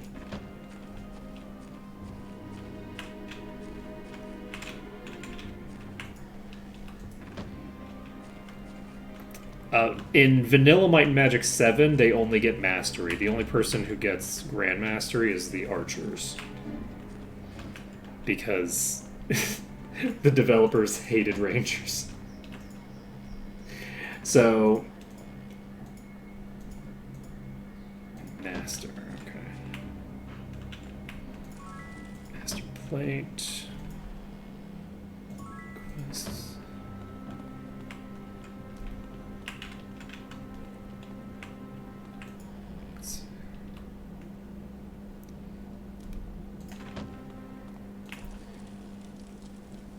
Meditation. Yeah, so my thinking is that if you want an archer, you probably want to just use an archer rather than a ranger.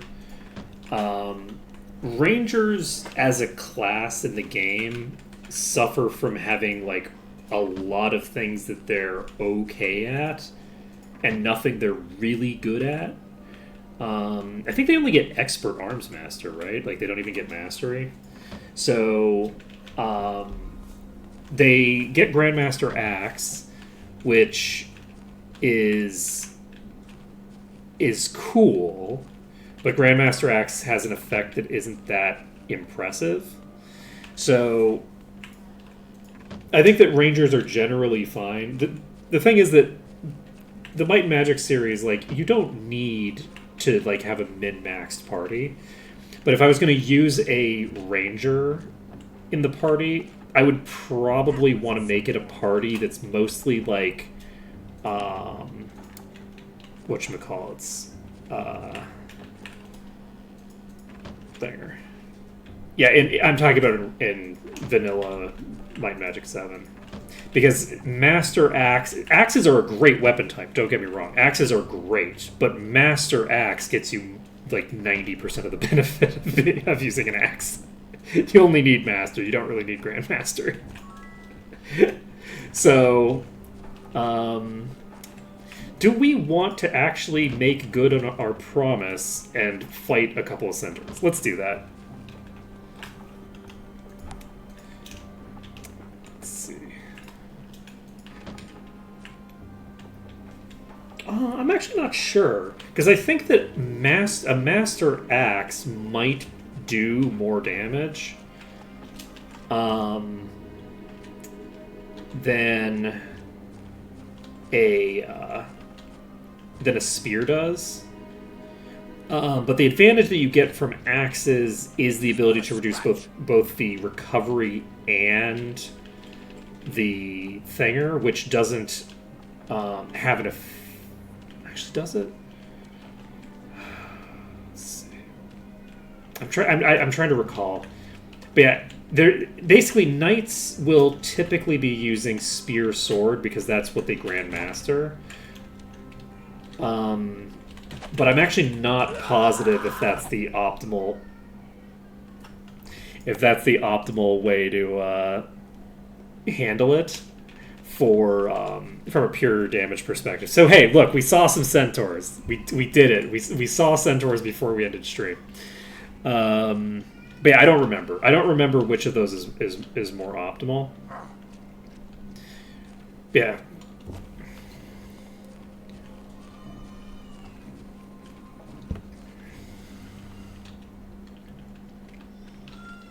I think an all ranger run would be a very fun run.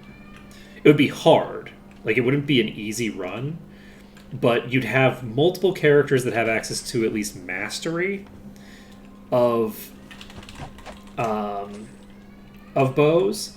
It might also be fun in just like a archer run where it's like, okay, you have a bunch of archers, but then you also have because archers can't use self magic. So you could get, as an example, preservation out of a ranger, right? So you could get preservation from that. It's fairly easy to do the promotion quest for ranger. So you get access to the magic pretty early. But I think you don't get expert. Well, Dark Elves aren't in 7, right? So this is like specific to like if you were doing, because the person I'm giving advice to for this is someone who's playing Vanilla 7. But in Vanilla 7, I think that doing like a 3 archer and a ranger run, or 2 and 2 might be a lot of fun. It would just be really spooky when you run into things that have like affixes, and it's a little bit dangerous when you get into melee, but it's actually not as dangerous as you'd think because you do have mastery of axes. Like, you have a master axe user in the party. So are you gonna come to a nice location that I enjoy? Is that what you're gonna do, or are you gonna just go above? That was really rude. That was really rude. That was real rude. How dare. How very dare you. It is 12:56. Yeah, doing a full archer run of Maw would be kind of fun, actually. Like, I don't know who all can get Grand Mastery. Can Rangers get Grand Mastery on... Well, they don't need to focus is the key. With our beloved cheesesteak, a single hit from any tier is instant death. Oh, this is the warlord, so we're dead. Whereas everybody else, if they get hit a couple of times, they're usually fine. Because we've got regen, we've got all sorts of stuff. Just the double damage is really... Because cheesesteak has a decent bit of HP, but not like anything crazy. And is actually really low compared to other characters now. So cheesesteak is taking double damage.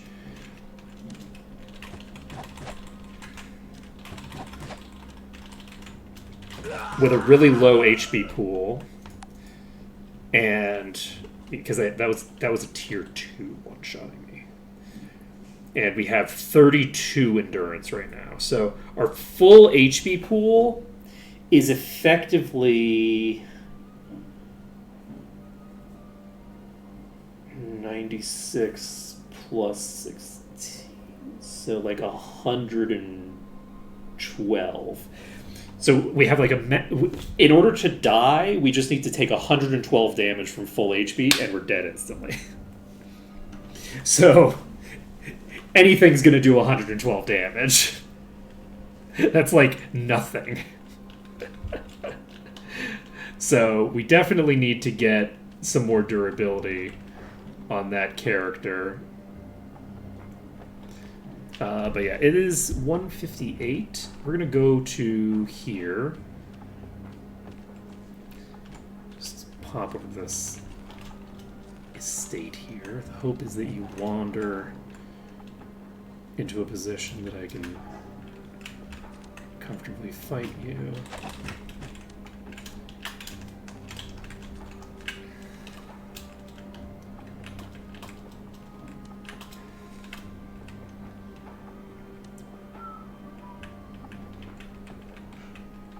I need you to get to the door. Fuck. That scared the crap out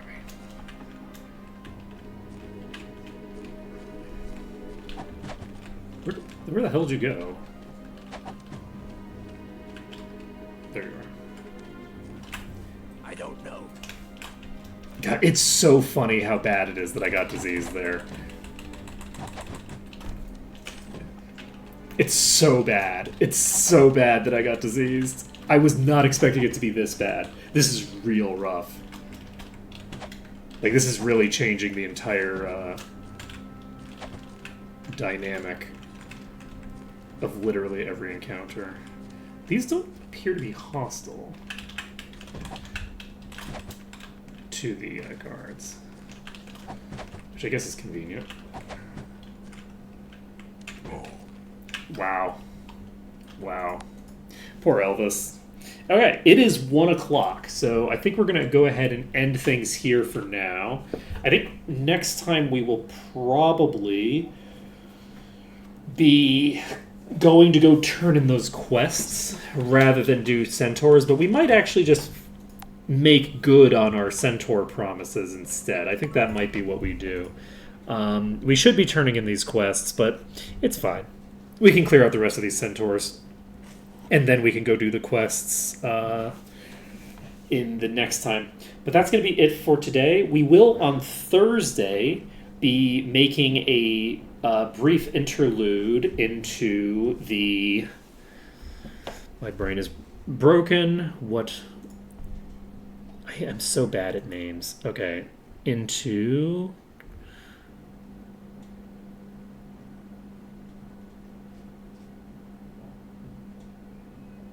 Was it Wardens of Chaos? Is that what it was called? I think so. I think it was that. But we're gonna be doing a game that we've done one stream of, but we're going to do one more stream of it. They've got a new build, and we'll be able to see what kind of stuff they've added, what kind of progress has been made to the demo. I think that'll be a good time. And so we'll be doing that on Thursday. That's Wednesday for people who are more than 9 hours behind me. And I'm in Singapore, so that's a decent number of people. But yeah, so that's going to be it for today. So thank you for watching. It's been an absolute pleasure. And I hope to see you again next time when we will probably be suffering, would be my assumption. Later, folks.